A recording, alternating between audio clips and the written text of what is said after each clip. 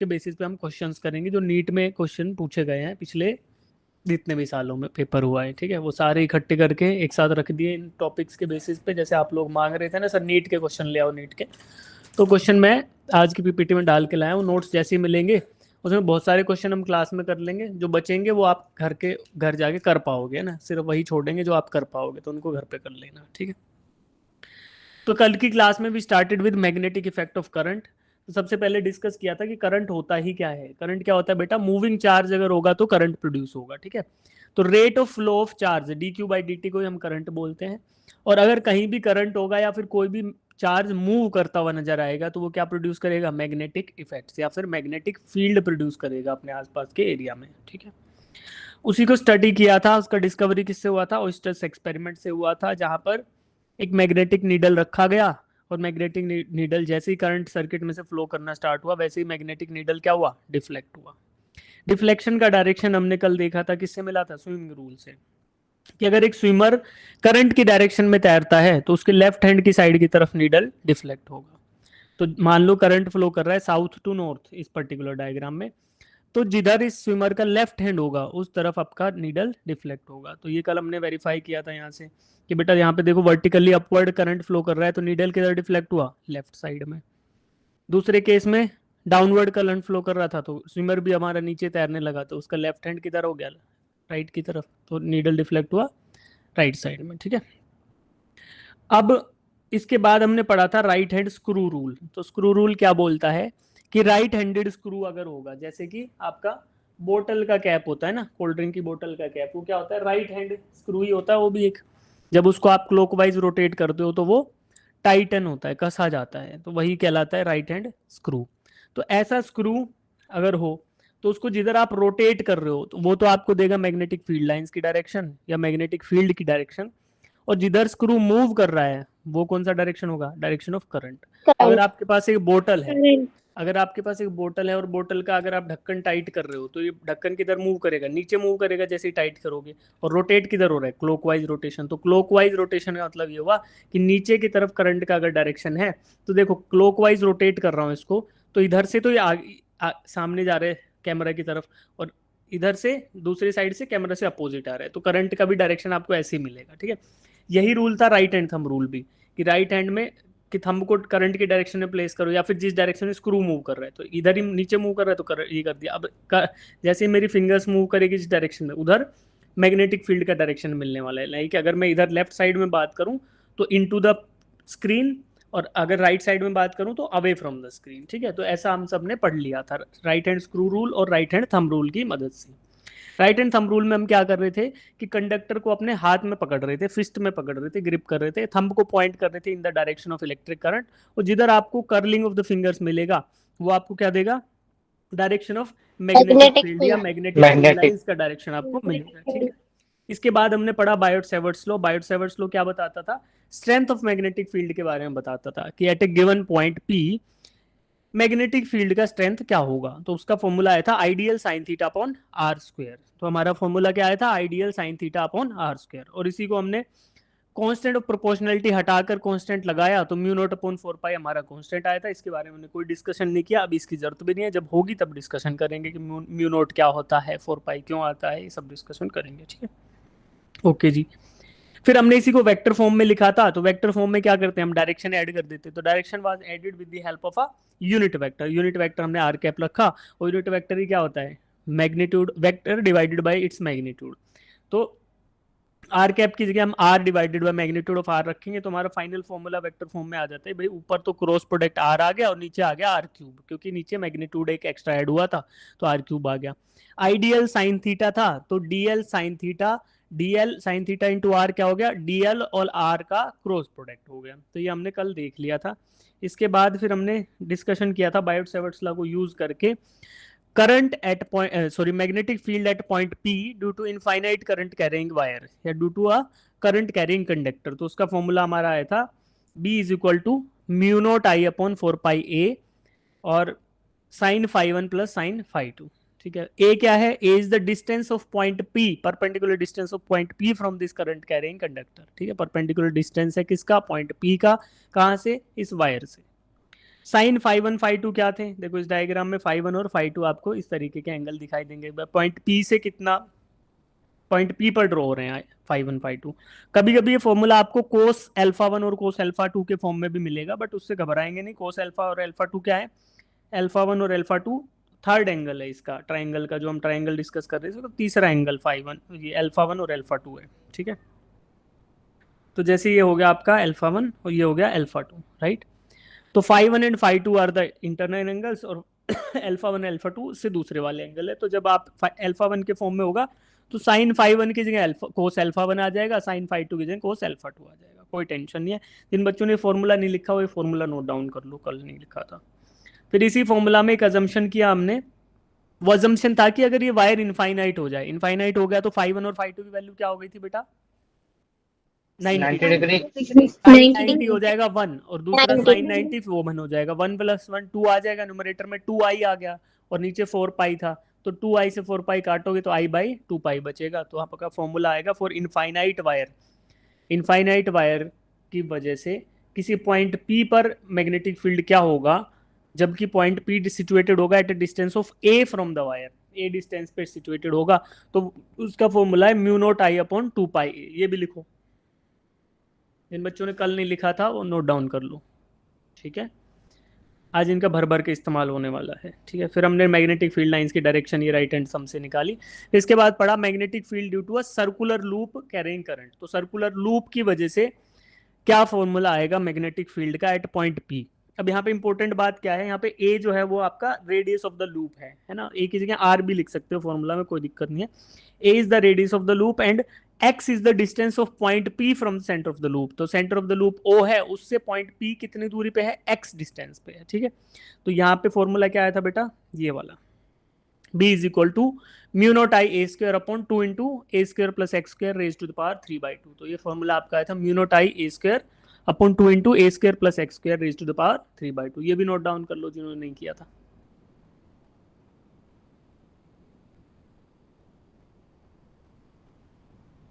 फिर इसी फॉर्मूला में हमने दो अजम्पशंस यूज किए थे। पहला अजम्पशन क्या था, when the point is situated at the centre of the loop. तो सेंटर ऑफ द लूप में a 0 होएगा कि x 0 होगा, डिस्टेंस है ना, x ही तो डिस्टेंस है ना, x ही तो है डिस्टेंस किसका, पॉइंट P का from the centre of the loop. तो x 0 हो जाएगा, x 0 होगा तो क्या वैल्यू आएगी बेटा, mu naught I upon 2a, mu naught I upon 2a, ठीक है, mu naught I upon 2a। या फिर इसी को हम लिख सकते थे mu naught I upon 2r। तो we can substitute these values into the formula, ठीक है। एक सेकंड,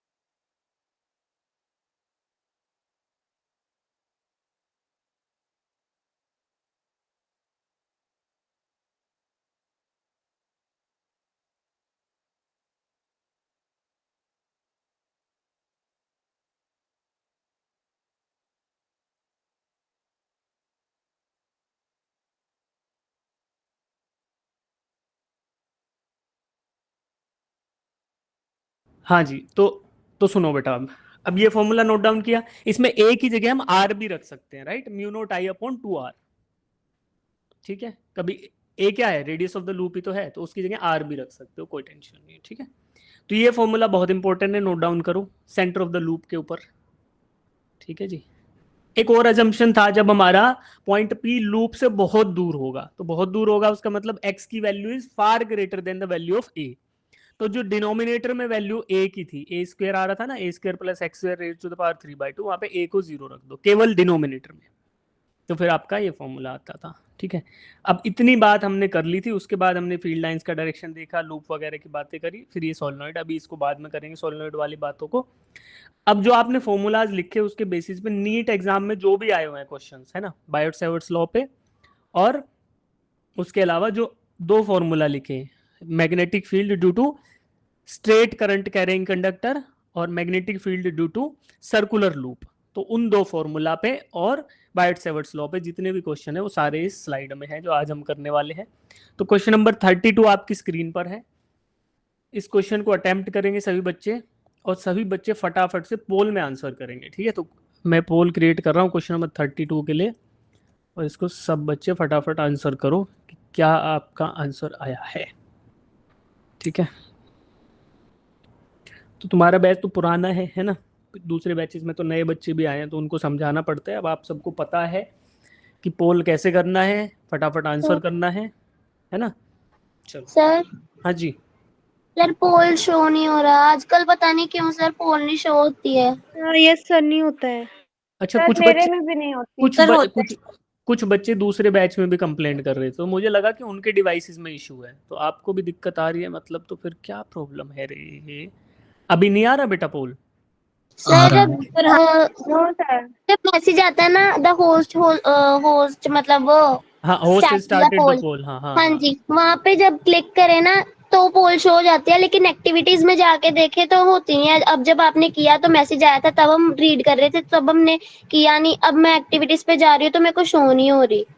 अच्छा चलो एक बार देखते हैं, मुझे शो हो रही है क्या? मुझे तो शायद होगी क्योंकि मैं तो होस्ट हूँ ना इसका। हाँ तो मुझे तो हो रही है बेटा शो। चलो let me join with my other device also, तो फिर देखते हैं, ठीक है। तो इस अभी के लिए मैं क्या करता हूँ, ठीक है, इस पोल को कम वो करके एंड दोबारा से लॉन्च कर देता हूँ, ठीक है बेटा। तो आप ना फिर उस टाइम मैसेज पे क्लिक करके कर लो, और अगर फिर भी दिक्कत आती है तो ये फिगर आउट हो जाएगी। कभी कभी है ना रैंडम एरर्स आ जाते हैं, I don't know why but होता रहता है। कई बार रिकॉर्डिंग का फीचर ही गायब हो जाता है हमारा, ठीक है। तो अभी अभी कर लो क्लिक, मैसेज पे क्लिक करके पोल कर दो दोबारा से 32। जिन्होंने पहले वोट कर दिया था वो भी कर दो, तो मैं देखता हूँ दोबारा दूसरे डिवाइस से ज्वाइन करके क्या सीन है भाई। Google meet.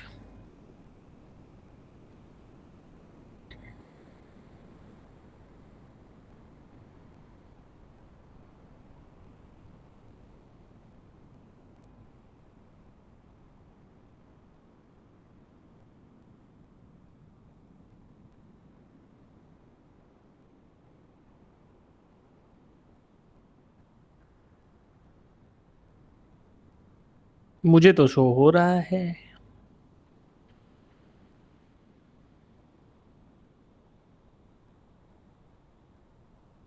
बेटा इंटरनेट का कुछ इशू रहेगा क्या? इंटरनेट से भी हो सकता है शायद ये। No sir, No, WiFi sir. लगा है, फुल कनेक्शन है।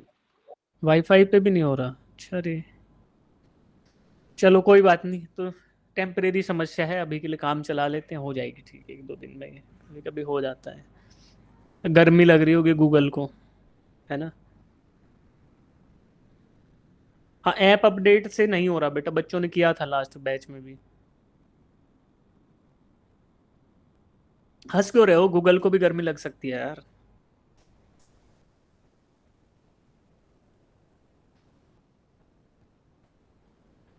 बताएंगे, पहले क्वेश्चन करो, गूगल को गर्मी कैसे लग सकती है वो बता दूंगा तुम्हें।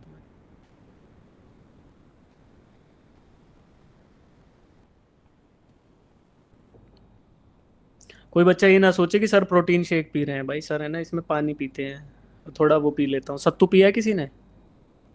Yes sir. यस सत्तू सर। सत्तू है इसमें।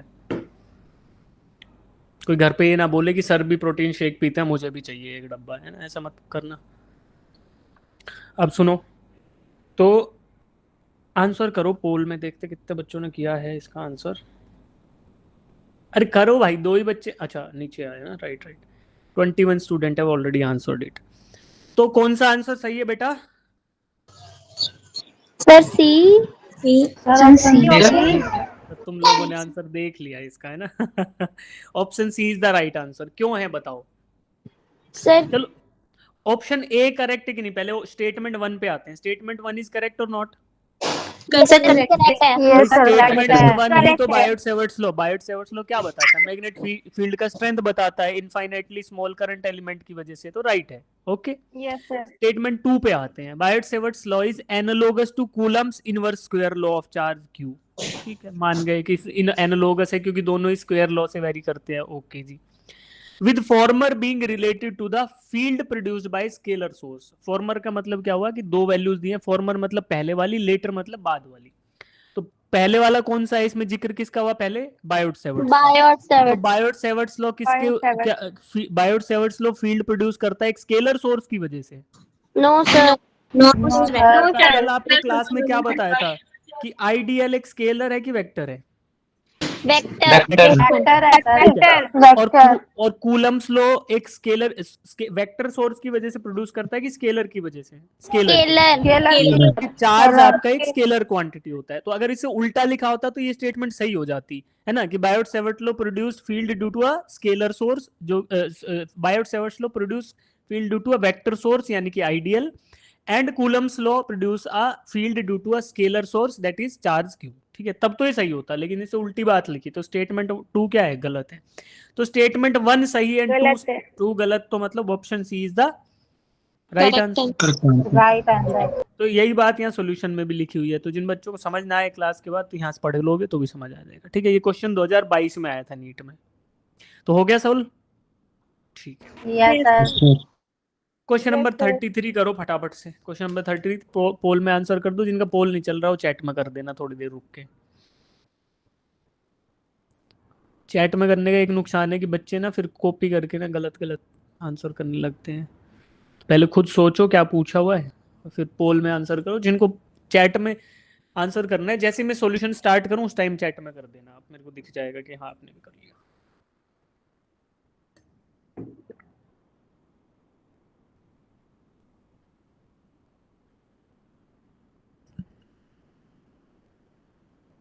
अगर मैं इतना धीमे बोल रहा हूँ तो भी आपको आवाज आ रही है क्या अच्छे से? Yes sir. Yes sir. बढ़िया आ रही है, आराम से आ रही है, कोई दिक्कत नहीं है? Yes sir. नो सर, कोई दिक्कत नहीं। चलो तो फिर तो मैं ऐसे ही गला फाड़ रहा था, अब तो बहुत प्यार से बोलूंगा। बढ़िया। तो बेटा क्या आंसर आया आपका? और ऑप्शन बी। बी या डी? बी। अच्छा मुझे ये बताओ, अच्छा बताओ, ये बायोट-सेवर्ट्स लॉ का इक्वेशन पूछ रहा है, वेक्टर फॉर्म में पूछ रहा है कि स्केलर में? वेक्टर। क्योंकि देखो लेफ्ट साइड में सभी में तीर का निशान लगा हुआ है, तो वेक्टर में ही Yes, पूछेगा sir. जाहिर सी बात। तो वेक्टर में आर क्यूब था नीचे कि आर स्क्वायर था? ध्यान दो बेटा, जिनको ऑप्शन दिया। R Q. Sir R cube. तो अभी बताया तो R ऑप्शन क्यूब। कौन सा सही हो गया? Option B is the B right. Sir. B. B is the right answer. इसमें तो कोई डाउट है नहीं, सही है ये? Yes sir. No sir. चलो बिंदास, 1996 में पूछा था। ठीक है, आगे बढ़ जाते हैं। अब आइए मेन कहानी। अब हम लगाएंगे अपने फॉर्मूलाज को। पढ़ो सवाल को। पोल क्रिएट कर देते हैं। कोई है हम में दमदार बच्चा जिन्होंने अच्छे से समझा है वो आंसर करना पोल में। 2 मिनट का टाइम दे रहा हूँ तुम सबको, सॉल्व करो, पोल में आंसर करो। तब तक मैं थोड़ा और सत्तू पी लेता हूँ। किसी बच्चे ने पोपाई द सेलर मैन देखा है? नो नहीं सर। नहीं देखा है ना। एक कार्टून आता था, मैं छोटा था तो वो क्या करता था, वो पालक खा लेता था। पालक खा लेता था, पागल हो जाता था, बहुत पावरफुल हो जाता था। तो ऐसे देखो मैं सत्तू पी पी के तुम्हें पढ़ाऊंगा। चलो एक क्वेश्चन सॉल्व करने से पहले एक कहानी सुनो तुम। गूगल को गर्मी कैसे लग सकती है? आपका फोन गर्म होता है तो हैंग होता है? Yes sir. जी सर। लैपटॉप भी हैंग होता है? तो गूगल Yes, कहाँ? Yes sir. गूगल भी किसी Yes, सर्वर sir. में चल रहा है ना? Yes, गूगल कोई sir. ऐसे हवा में तो चलेगा नहीं, वो भी सर्वर में चल रहा है। तो हमारे पास ना दो डेटा सेंटर्स हैं गूगल के। इंडिया में 2 डेटा सेंटर्स हैं। तो जहाँ इंडिया की लोकल प्रोसेसिंग है ना, वो ज़्यादातर इन्हीं में होती है। एक तो दिल्ली में है, एक मुंबई में है। बड़े डेटा सेंटर 2 ही हैं। तो अब बताओ दिल्ली में कितनी गर्मी पड़ रही है कि नहीं पड़ रही है? Yes, sir. तो सोचो उसको गर्मी लग सकती है ना, वो भी तो गर्म हो सकता है ना। बिल्कुल सर। तो बेचारा भूल जाता होगा कि अरे पोल लॉन्च हुआ है, अरे तो नहीं बता पाता होगा टाइम पे। वैसे ऐसा होता नहीं है। डेटा सेंटर्स के अंदर बहुत फैंटास्टिक लेवल ऑफ टेक्नोलॉजी लगी रहती है। कभी देखना, गूगल यूट्यूब पे जाके देखना how the data centres are managed. तो वहाँ पर multi layer of security and multi layer of backups होते हैं। तो वहाँ का टेम्परेचर अगर अंदर फिक्स कर दिया ना कि 10 डिग्री सेल्सियस ही रहेगा तो 10 ही रहेगा। बाहर चाहे 70 डिग्री हो जाए, चाहे बाहर का -5 हो जाए, वहाँ का 10 ही रहेगा। तो बोलने की बातें हैं, कुछ ना कुछ टेक्निकल इशू आया होगा, बट हम बोलेंगे कि गूगल को गर्मी लग गई है। अब मैं बोलूंगा तो तुम सब भी बोलोगे कि सर हाँ सही कह रहे हो सर, गूगल को गर्मी लग चुकी है। ठीक है, चलो अब क्वेश्चन नंबर 34 करते हैं।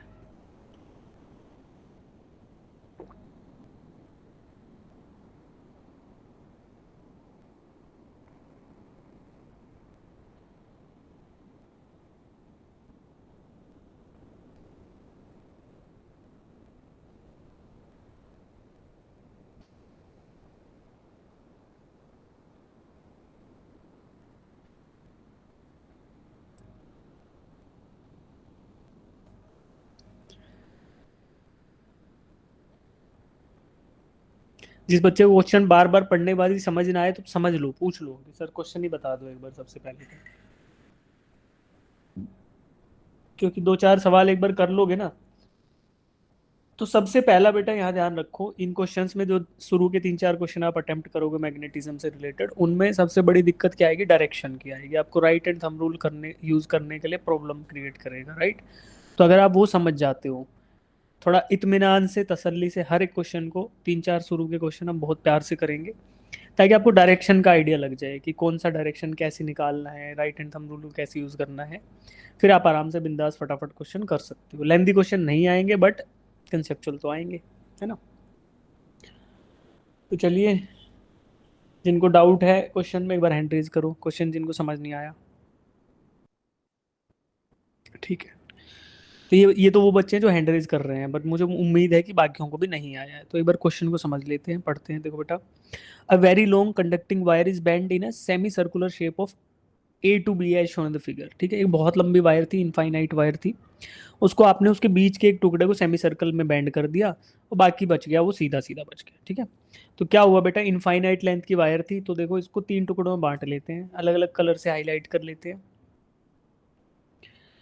एक ये वायर है जो इन्फिनिटी से चलकर पॉइंट ए तक आ रही है, इसको येलो बोल दिया मैंने। ठीक है, ये इन्फिनिटी से चली और ए पर आई। उसके बाद ए से बी के बीच में सेमी सर्कुलर लूप है, सेमी सर्कुलर, सेमी सर्कुलर मतलब सर्कल का आधा टुकड़ा। और बी से फिर ये ब्लू कलर वाली वायर, ये भी इन्फिनिटी पे चली गई है। ठीक है, तो अब हमारे पास देखो बेटा, एक ही वायर थी, उसके बीच के टुकड़े को सेमी सर्कल में तोड़ लिया, बाकी 2 बच गए वो इनफाइनाइट लेंथ के। ठीक है, वेरी लॉन्ग लिखा हुआ है ना, वेरी लॉन्ग, वेरी लॉन्ग का मतलब इनफाइनाइट मान लो, वेरी वेरी लॉन्ग। ठीक है, बहुत लंबी वायर है। और डॉट भी लगे हुए डायग्राम में, डॉट लगे का मतलब क्या है कि इनफाइनाइट तक ये जा रही है। अब देखो, अब थोड़ा क्वेश्चन समझ आया कि यार हमें फॉर्मूला पता है, हमें इनफाइनाइट वायर की वजह से भी पॉइंट पी पर हम मैग्नेटिक फील्ड निकाल सकते हैं और सेमी सर्कल या सर्कल की वजह से भी निकाल सकते हैं। ठीक है, तो कैसे करेंगे देखो। पहले करंट का डायरेक्शन मार्क कर लेते हैं। येलो वाले में दिख रहा है, ये डायग्राम में ड्रॉ कर रखा है। रेड वाले में भी हमें दिख रहा है, अच्छे से मार्क कर लेते हैं इनको। और ब्लू वाले में भी हमें करंट का डायरेक्शन दिख रहा है। अब क्योंकि एक ही वायर थी तो इसमें करंट इधर से आया, फिर लूप में फ्लो किया, फिर वापस इधर चला गया, तो ऐसा हुआ है करंट के साथ। ठीक है, अब हमें क्या करना है, हमें फाइंड आउट करना है पॉइंट पी पर मैग्नेटिक फील्ड, पॉइंट पी पर magnetic field due to the presence of this wire. तो इस वायर को हमने 3 अलग अलग टुकड़ों में बांट लिया। एक को मैंने 1 बोल दिया, रेड वाले को 2 बोल दिया, और ब्लू वाले को मैंने 3 बोल दिया। तो पॉइंट पी पर 3 मैग्नेटिक फील्ड होंगे। अब मैं उनको इंडिविजुअल टुकड़ों में बोल देता हूँ कि एक B1, एक B2 और एक B3। B1 होगा येलो कलर वाले से, B2 होगा रेड कलर वाले पार्ट से, और B3 होगा ब्लू कलर वाले पार्ट से। ठीक है जी, समझ आया इतना बेटा? Yes, yes sir. अब मुझे बताओ, Yes, sir. क्या हमें इनफाइनाइट वायर की वजह से पता है करंट मैग्नेटिक फील्ड कितना होगा, फॉर्मूला पता Yes, है? sir. Yes sir. क्या हमें sir. सर्कुलर लूप की वजह से पता है कितना होगा? Yes, sir. Yes Yes, sir. sir. लेकिन अब मुझे बताओ, क्या ये इनफाइनाइट वायर है कि सेमी इनफाइनाइट वायर है? Semi infinite. Semi, semi infinite wire. क्योंकि ये एक ही डायरेक्शन में इन्फिनिट तक जा रही है। क्यों? क्योंकि अगर बेटा येलो वाले को मैं लूं इनफाइनाइट, तो इधर भी इन्फिनिट तक जाना चाहिए, तभी तो वो इनफाइनाइट वाला फॉर्मूला लगाऊंगा, तभी तो जो मैंने फाई 1 और फाई 2 एंगल लिए थे वो 90 डिग्री आएंगे दोनों। यस याद सर। करो। तो ये क्या है, ये आधा टुकड़ा है वायर का। तो मैं क्या करने वाला हूँ इसमें, जो पूरे वायर की वजह से था ना फॉर्मूला, पूरे वायर का फॉर्मूला क्या था बताना? Mu naught I Unit equal to I squared. Mu naught I upon Ideal sin theta over r square. 2 pi n. अच्छा 2 pi. 2 pi.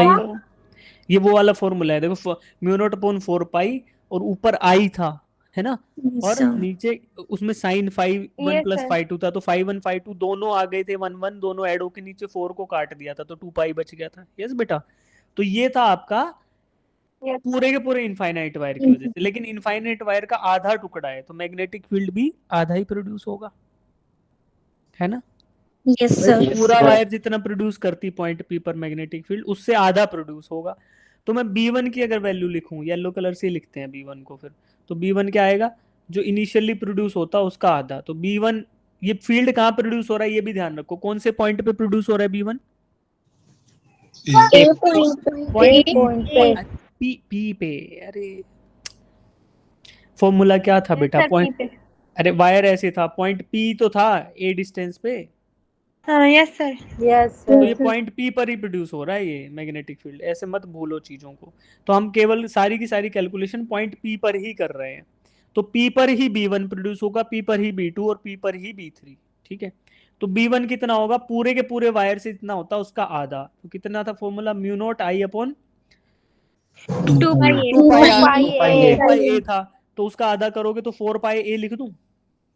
Yes, sir. Yes sir yes sir. अब A क्या है? A क्या है? Perpendicular distance of point P from the wire. क्या value लिखेंगे? A की value क्या है? Capital diagram R. देख के बताओ। Capital R. कैपिटल आर दिख रहा है ना भाई, रेडियस ही है तो कैपिटल आर दूरी पर ही Yes, पॉइंट sir. पी है। तो बी वन की वैल्यू को हम मोर रिफाइंड तरीके से लिख सकते हैं, म्यू नॉट आई अपॉन, देखो स्मॉल आई दे रखे ना करंट, तो करंट की जगह स्मॉल आई लिख लिया, 4 पाई कैपिटल आर। ये हो गया mu B one. Yes sir. Yes sir similarly B two निकालो, बी थ्री निकालो। ठीक है, बी टू कितना आएगा? पूरे के पूरे लूप का कि आधे लूप की वजह से? सर पूरे सर आधे आधा लूप है ना, तो पूरे लूप वाले को 2 से डिवाइड करके बी टू आ जाएगा। सिमिलरली बी थ्री कितना आएगा? पूरे वायर बी थ्री की वैल्यू तो बी वन के बराबर ही आएगी मैग्नीट्यूड वाइज। ठीक यस है, सर। पहले तीनों वैल्यू निकालो, फिर हम डायरेक्शंस भी देखेंगे। Sir right hand thumb. हाँ बेटा, सर जो उधर लूप वाला म्यू नॉट निकालेंगे 2 उसमें जो एक एक करके। हाँ, जो लूप वाला निकालेंगे उसमें जो पी पॉइंट है वो उसके सेंटर पे है, तो एक्स 0 लेंगे। यस ऑब्वियसली एक्स जीरो लेंगे, या फिर आप डायरेक्टली अजम्पशन वाला जो फॉर्मूला था mu naught I upon 2a वाला, वो डायरेक्टली वो यूज कर दो। ओके उसमें उसमें ऑलरेडी अजम्पशंस था। हाँ हाँ अपेक्षा। सर वो इनफाइनाइट वैल्यू का answer mu naught I upon 2 pi A था ना, फिर Yes. बाद में उसको 2 से मल्टीप्लाई मतलब डिवाइड करने के बाद म्यू नॉट 2 आई आएगा ना अपॉन 4 पाई ए। अच्छा आप ये बोल रहे हो कि यहाँ पे 4 पाई ए की जगह 2 पाई ए आएगा, ऐसा बोले? नहीं तो म्यू नॉट 2 आई आएगा ना अपॉन 4 पाई ए। हाँ, तो 2 था, उसको 2 से डिवाइड करेंगे तो नीचे ही तो डिवाइड होगा बेटा, 1/2 से मल्टीप्लाई होगा तो नीचे 2 आ जाएगा। अच्छा सर ओके। करो बाकी, बी टू और बी थ्री की वैल्यू निकालो, फिर उनका डायरेक्शंस देखेंगे राइट हैंड थंब रूल से।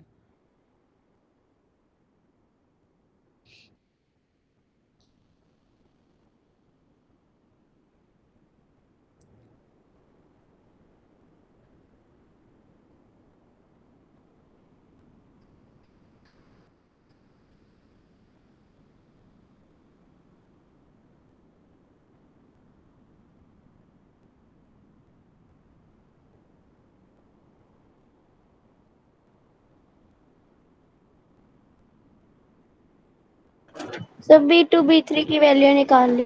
निकाल ली? Yes, सब बच्चे निकाल लो। देखो मैं निकाल रहा हूँ, जिनकी आगे वैल्यू ठीक है, बाकी मैं लिख रहा हूँ। ठीक है, तो बी थ्री लिखते हैं बेटा। सबसे पहले बी थ्री कितना आएगा? B three magnitude wise same ही आएगा क्योंकि वो सेमी इनफाइनाइट वायर है। तो mu naught I upon 4 pi capital R. Capital R. और बी टू निकालेंगे तो बी टू कितना था बेटा? बी टू आएगा आपका 1/2 इंटू जो पूरे लूप की वजह से, पूरे लूप की वजह से क्या था? Mu naught I upon 2a। 2a। या ए की जगह आर लिख लूं, रेडियस तो आर के बराबर दे रखा है, तो mu Yes, not sir. 2r। Sir तो ये क्या आया बेटा मेरा? Mu naught I upon 4r आ गया। 4r। तो B1 B2 B3 तीनों पता चल गए।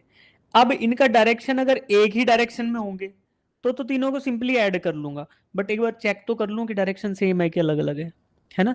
चेक करने का तरीका क्या है बेटा? कौन सा रूल यूज करेंगे to find out the direction of? Right hand thumb rule use करेंगे।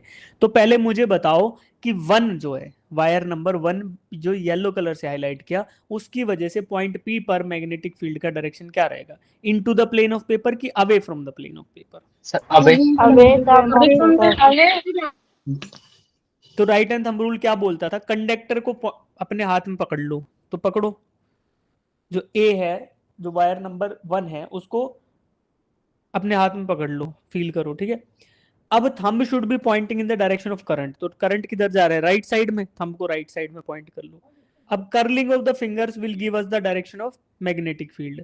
तो कर्लिंग कहाँ जा रही है? जब पॉइंट P पे जा रहे हो तो into the plane of paper जा रही है कि away from the plane of paper? Away into जा रही है, इनटू। देखो अपन ने सिर्फ वायर नंबर 1 पे फोकस करो अभी तुम लोग, ठीक है बेटा? और फिर देखो, जब आप ऊपर की साइड से देखोगे ना, ऐसे ऊपर से आपका हाथ आ रहा है तो अवे आ रहा है, ठीक है, आई एग्री। लेकिन जब P की तरफ जा रहे हो तो into the plane of paper जा रही है यार।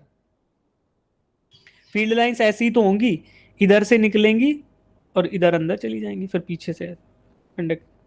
तो ये फ्लो रहेगा ना। राइट हैंड थंब रूल से देखो, करके देखो। Yes sir. जिनको अवे लग रहा था वो देखो इनटू द प्लेन। ऊपर देखोगे ना कंडक्टर से, पॉइंट ए से ऊपर वाले एरिया में, वहां तो अवे आ रही है, लेकिन पॉइंट पी की साइड देखो इनटू द प्लेन। ऐसे ये देखो, ये मेरे हाथ में पेंसिल है, इसको मानो आप कंडक्टर है, इसको मैंने हाथ में पकड़ा। अब current is point, thumb is pointing in the direction of current. ऊपर से जब आ रहा है तो अवे आ रहा है, लेकिन जब ये नीचे जा रहा है मेरा हाथ तो देखो into the plane of paper. देखो यस सर। जिनको अवे लग रहा था उनको समझ आया कि नहीं आया, पहले बताओ अनम्यूट करके। Yes sir. आ गया। यस तो into the plane of paper at point P, क्योंकि मैं P की बात कर रहा हूं। अगर ऊपर वाला पॉइंट में P डैश बोलता तो बिल्कुल सही बात है कि भाई P डैश पे away from the plane of paper है, बट P पे into the plane of paper, right? तो अब मैं इनकी डायरेक्शंस भी ड्रॉ कर लेता हूं। जो आपका येलो कलर की वजह से आएगा उसको मैं येलो से ही ड्रॉ कर रहा हूं। इनटू द प्लेन को कैसे शो करते थे? क्रॉस से कि डॉट से? क्रॉस क्रॉस से। क्रॉस से। क्योंकि मुझे एरो हेड का पीछे वाला हिस्सा दिखाई देगा तो मैं क्रॉस लगा देता हूँ, ठीक है? अब बताओ 3 कंडक्टर 3 या वायर का जो 3 नंबर या ब्लू कलर की वायर है, उस पे राइट हैंड थंब रूल लगा के बताओ into the plane of paper या अवे जा रहा है? अभी करके देखो, डायरेक्शन ऑफ करंट चेंज हो चुका है। ऐसे करो।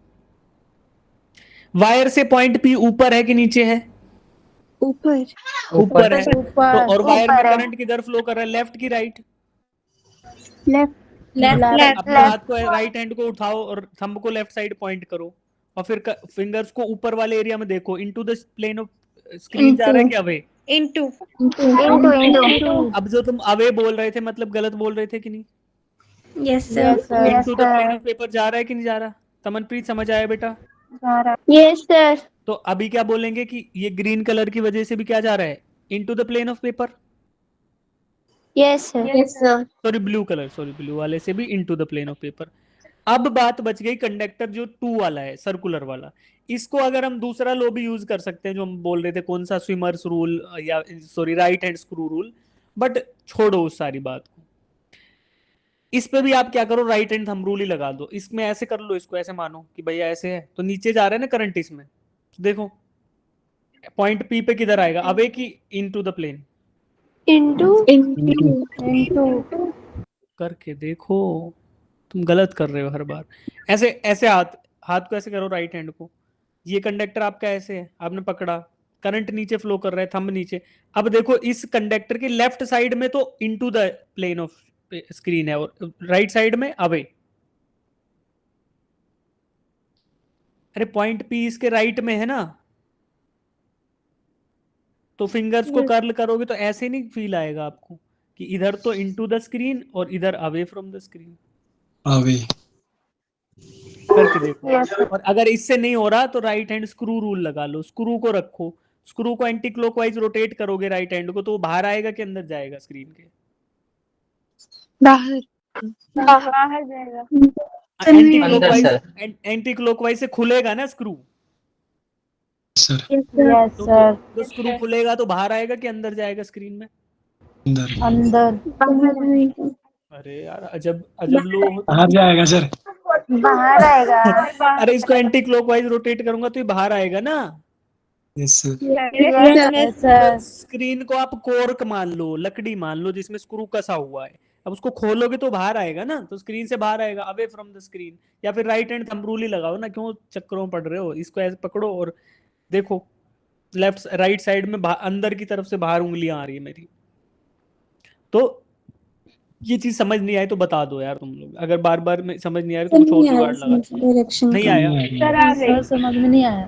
तो अभी अभी सब बच्चे हाथ नीचे कर लो, जिनको समझ नहीं आया वो हैंड रेज रखो, क्योंकि ये बहुत इंपॉर्टेंट चीज है। हाँ ठीक है, बहुत सारे बच्चों को नहीं आया तो तुम ऐसे कन्विंस मत हुआ करो। स्ट्रेट वायर वाला समझ आया? यस वो, सर। वो भी नहीं आया तो वो भी बता दो। Yes sir. सर वो आ गया।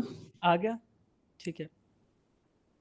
अब देखो बेटा, सर्कुलर लूप के अंदर हम दो चीज यूज कर सकते हैं, या तो हम राइट हैंड स्क्रू रूल से, लेकिन उसमें कंसेप्चुअल आपको कंफ्यूजन हो जाएगा कौन सा यूज करे कौन सा नहीं, तो राइट हैंड थंब रूल ही हम यूज करेंगे। अब देखो इस सर्कुलर कंडक्टर के अंदर सिर्फ इधर फोकस करो, इस एरिया पे। इधर करंट नीचे की साइड फ्लो कर रहा है कि ऊपर फ्लो कर रहा है, ये बताओ। नीचे ठीक है।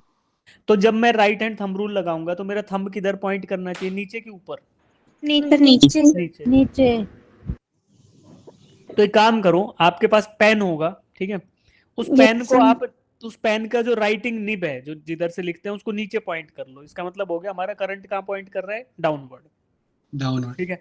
अब अपना राइट हैंड उठाओ, लेफ्ट हैंड में पेन को पकड़े रखो जैसे मैंने पेंसिल पकड़ रखी है।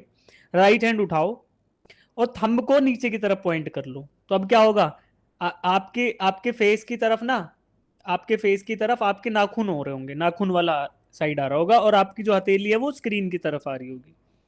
हो गया ऐसा? Yes sir. Yes sir. अब देखो अब इस अपने हाथ को ना, अपनी उंगलियों को कर्ल करो, मुट्ठी को बंद करो ऐसे। तो अब देखो लेफ्ट साइड में, लेफ्ट हैंड की साइड में आपकी उंगलियां आपसे दूर जा रही हैं, यानी स्क्रीन की तरफ जा रही हैं। Yes sir. और जब इसको यस पूरी मुट्ठी को जब आप बंद करोगे, जब ये आपकी फिंगर्स पूरी कर्ल हो जाएंगी, तो देखो जब इसको कंडक्टर से दूसरी साइड लेके आ रहे हो, भाई कंडक्टर तो वही है ना जो आपका पेन है, जब पेन पूरा हाथ बंद करके पेन पेन के दूसरी साइड जा रहे हो, तो किधर आ रही है आपकी उंगली, आपकी तरफ आ रही है। यस तो ऐसा ही हो रहा है, point P right side of the conductor में है कि लेफ्ट साइड में है? राइट साइड राइट में। तो जब मेरी उंगलियां कर्ल होके राइट की तरफ जा रही हैं, तो किधर आ रही है, स्क्रीन से बाहर की स्क्रीन के अंदर? स्क्रीन के बाहर। स्क्रीन के बाहर। और जब लेफ्ट में थी तो किधर जा रही थी, स्क्रीन के अंदर की बाहर? सर अंदर। स्क्रीन के अंदर। अंदर। तो अगर मैं पॉइंट पी डैश बेटा देखो ड्रॉ करूं, अगर मान लो मैं बोल देता हूँ यहाँ पी डैश है, तो पी डैश पे किधर जाएगा, अंदर जाएगा, इलेक्ट्रिक फील्ड की बाहर, मैग्नेटिक फील्ड बाहर जाएगा कि अंदर? अंदर। अंदर। अंदर जाएगा, अंदर। आ जाएगा। और पी पे किधर आएगा, पी पे? बाहर। अब समझ आया? Yes sir. तो हमेशा आपको Yes, ऐसे ही करना है, आपको हमेशा ये राइट हैंड थंब रूल ना थोड़ा कंफ्यूजिंग लगेगा शुरू में, 10-20 सवाल कर लोगे तो फिर ये इतना आसान लगेगा कि अपने ये थंब हाथ उठाने की जरूरत नहीं पड़ेगी, आपको ऐसे ही समझ आ जाएगा, अच्छा ये हो रहा है, ठीक है। तो सुनो, अब हमने तीनों वैल्यूज निकाल ली, 1 2 3, B1 B2 B3 निकाल चुके। अब मुझे बताओ कि B1 का डायरेक्शन इनटू द शीट था कि अवे था? Into the sheet. B1 का डायरेक्शन, तो इधर क्रॉस लगाऊं इस सर्कल में कि डॉट? क्रॉस। क्रॉस। क्रॉस का मतलब मुझे तीर के निशान का पीछे वाला भाग दिखाई देगा, ठीक है। B3 में क्रॉस लगाऊं कि डॉट? क्रॉस। क्रॉस। B1 में डॉट लगाऊं कि dot. Cross? Sir dot. B2 में, सॉरी B2 में डॉट लगाएंगे, ठीक है। तो अब मुझे बताओ B1 और B3 एक डायरेक्शन में पॉइंटिंग है और B2 अलग डायरेक्शन में पॉइंटिंग है। अब देखो बाय कन्वेंशन, वैसे तो आप कोई भी डायरेक्शन, कोई सा भी पॉजिटिव ले सकते हो, कोई सा भी नेगेटिव, बट जनरली जो अवे फ्रॉम द शीट होता है, यानी perpendicularly outward from the sheet या perpendicularly outward from the screen, उसको हम पॉजिटिव ले लेते हैं, ठीक है। तो इनमें से पॉजिटिव किसको लें फिर, B2 को लें कि B1 B3? B2 B2 को। और B3 और B1 को क्या लें, नेगेटिव। नेगेटिव। अगर हम B नेट निकालें, net magnetic field at point P कितना आएगा, B2 plus B2 minus B1 plus minus B3, यानी वही बात होगी कि B2 minus B1 minus B3, ठीक है, क्योंकि दोनों नेगेटिव थे। तो अब B2 की वैल्यू क्या है बेटा, mu naught I upon 4R, minus B1 की वैल्यू रख दो, mu naught I upon 4 pi R, minus mu naught I upon 4 pi R। अब कॉमन ले लो, क्या लोगे common, mu naught I upon 4R को कॉमन ले लिया, तो ये 1 minus 1 by pi minus 1 by pi, तो ये क्या आ जाएगा आपका आंसर, ये आएगा भाई mu naught I upon 4R into 1 minus 2/, 2/pi और इसका डायरेक्शन क्या आएगा जी? अवे जो आपने पॉजिटिव डायरेक्शन लिया था वही आएगा, ठीक है, जो डायरेक्शन आपने पॉजिटिव लिया था तो वही आएगा, तो ये डॉट के साथ। तो फिर हमारा कौन सा ऑप्शन मैच कर रहा है बताओ? ए option A. Option A match कर रहा है, ऑप्शन ए ठीक है, ऑप्शन ए मैच कर रहा है। ठीक है बेटा, यस समझ आया? Sir. Yes sir. Yes sir Yes, sir. तो अब देखो हमें जो फॉर्मूलाज थे वो हम यूज कर पाएंगे क्या, कि आधा लेंथ दिया तो आधा फॉर्मूला कर दो, है ना, जो वैल्यू आई फॉर्मूला से वो आधी कर दो। अब ये देखो 1/2 ऑफ द लूप था, अगर 1/4 लूप होता तो क्या करते, जो कंप्लीट लूप का फॉर्मूला था उसको 1/4 से मल्टीप्लाई कर देते, ठीक है बेटा। 1/8 होता तो 1/8 से मल्टीप्लाई कर देते, कर सकते हो? यस सर अब फॉर्मूला अप्लाई करना यूज करना आ गया, बाइट सेवर्ट्स लॉ यूज करना आ गया। यस सर अब नेट मैग्नेटिक फील्ड निकाल पाओगे चाहे कुछ यस और सर ठीक है, ओके। चलो देखते हैं अब आपको क्वेश्चन नंबर 35 कीजिए। पहले तो इसमें लगेगा ओम्स लॉ, ओम्स लॉ से आपको करंट की वैल्यू निकालनी पड़ेगी कि I1 और I2 क्या होंगे, और उसके बाद फिर आप लगाओ फॉर्मूला, ठीक है। थोड़ा सा और कठिन हो गया है, इससे थोड़ा इजी क्वेश्चन भी होना चाहिए था एक इन बिटवीन, बट कोई नहीं, आप कर लोगे। तो इसका पोल लॉन्च कर रहे हैं, जिनको पोल में आंसर आ जाए बढ़िया, नहीं आ रहे पोल्स तो कोई बात नहीं, फिर देखिए आंसर आ जाए तो हैंड रेज कर लेना, ठीक है, ये भी सही तरीका है। जिनके में ऑप्शन आ रहा है पोल में आंसर करने का, पोल में आंसर कर देंगे बेटा।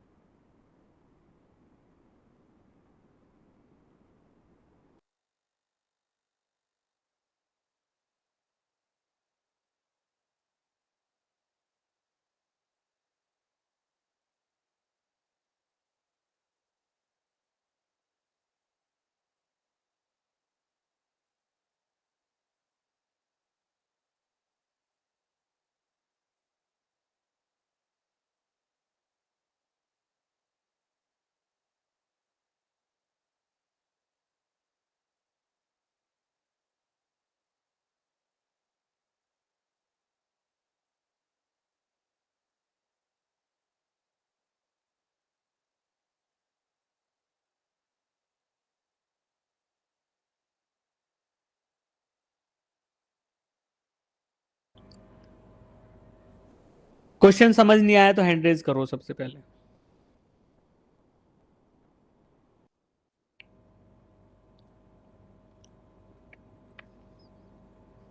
ठीक है, तो सबसे पहले क्वेश्चन समझते हैं, जिनको आ गया वो करते रहेंगे बेटा, ठीक है। A state conductor carrying current I splits into two parts as shown in the figure. The radius of the circular loop is R. The total magnetic field at the center P of the loop is, ठीक है। तो हमें centre P पर, P क्या है, point P locate करो, वो centre of the circular loop है बेटा, उस पॉइंट P पर मैग्नेटिक फील्ड निकालना है। अब अगर इस पूरे के पूरे सर्कुलर लूप में एक ही वैल्यू होती करंट की तो हम डायरेक्टली फॉर्मूला लगा देते। यस सर यस सर पे क्या था, mu naught I upon 2R लगाते, डायरेक्टली आंसर आ जाता।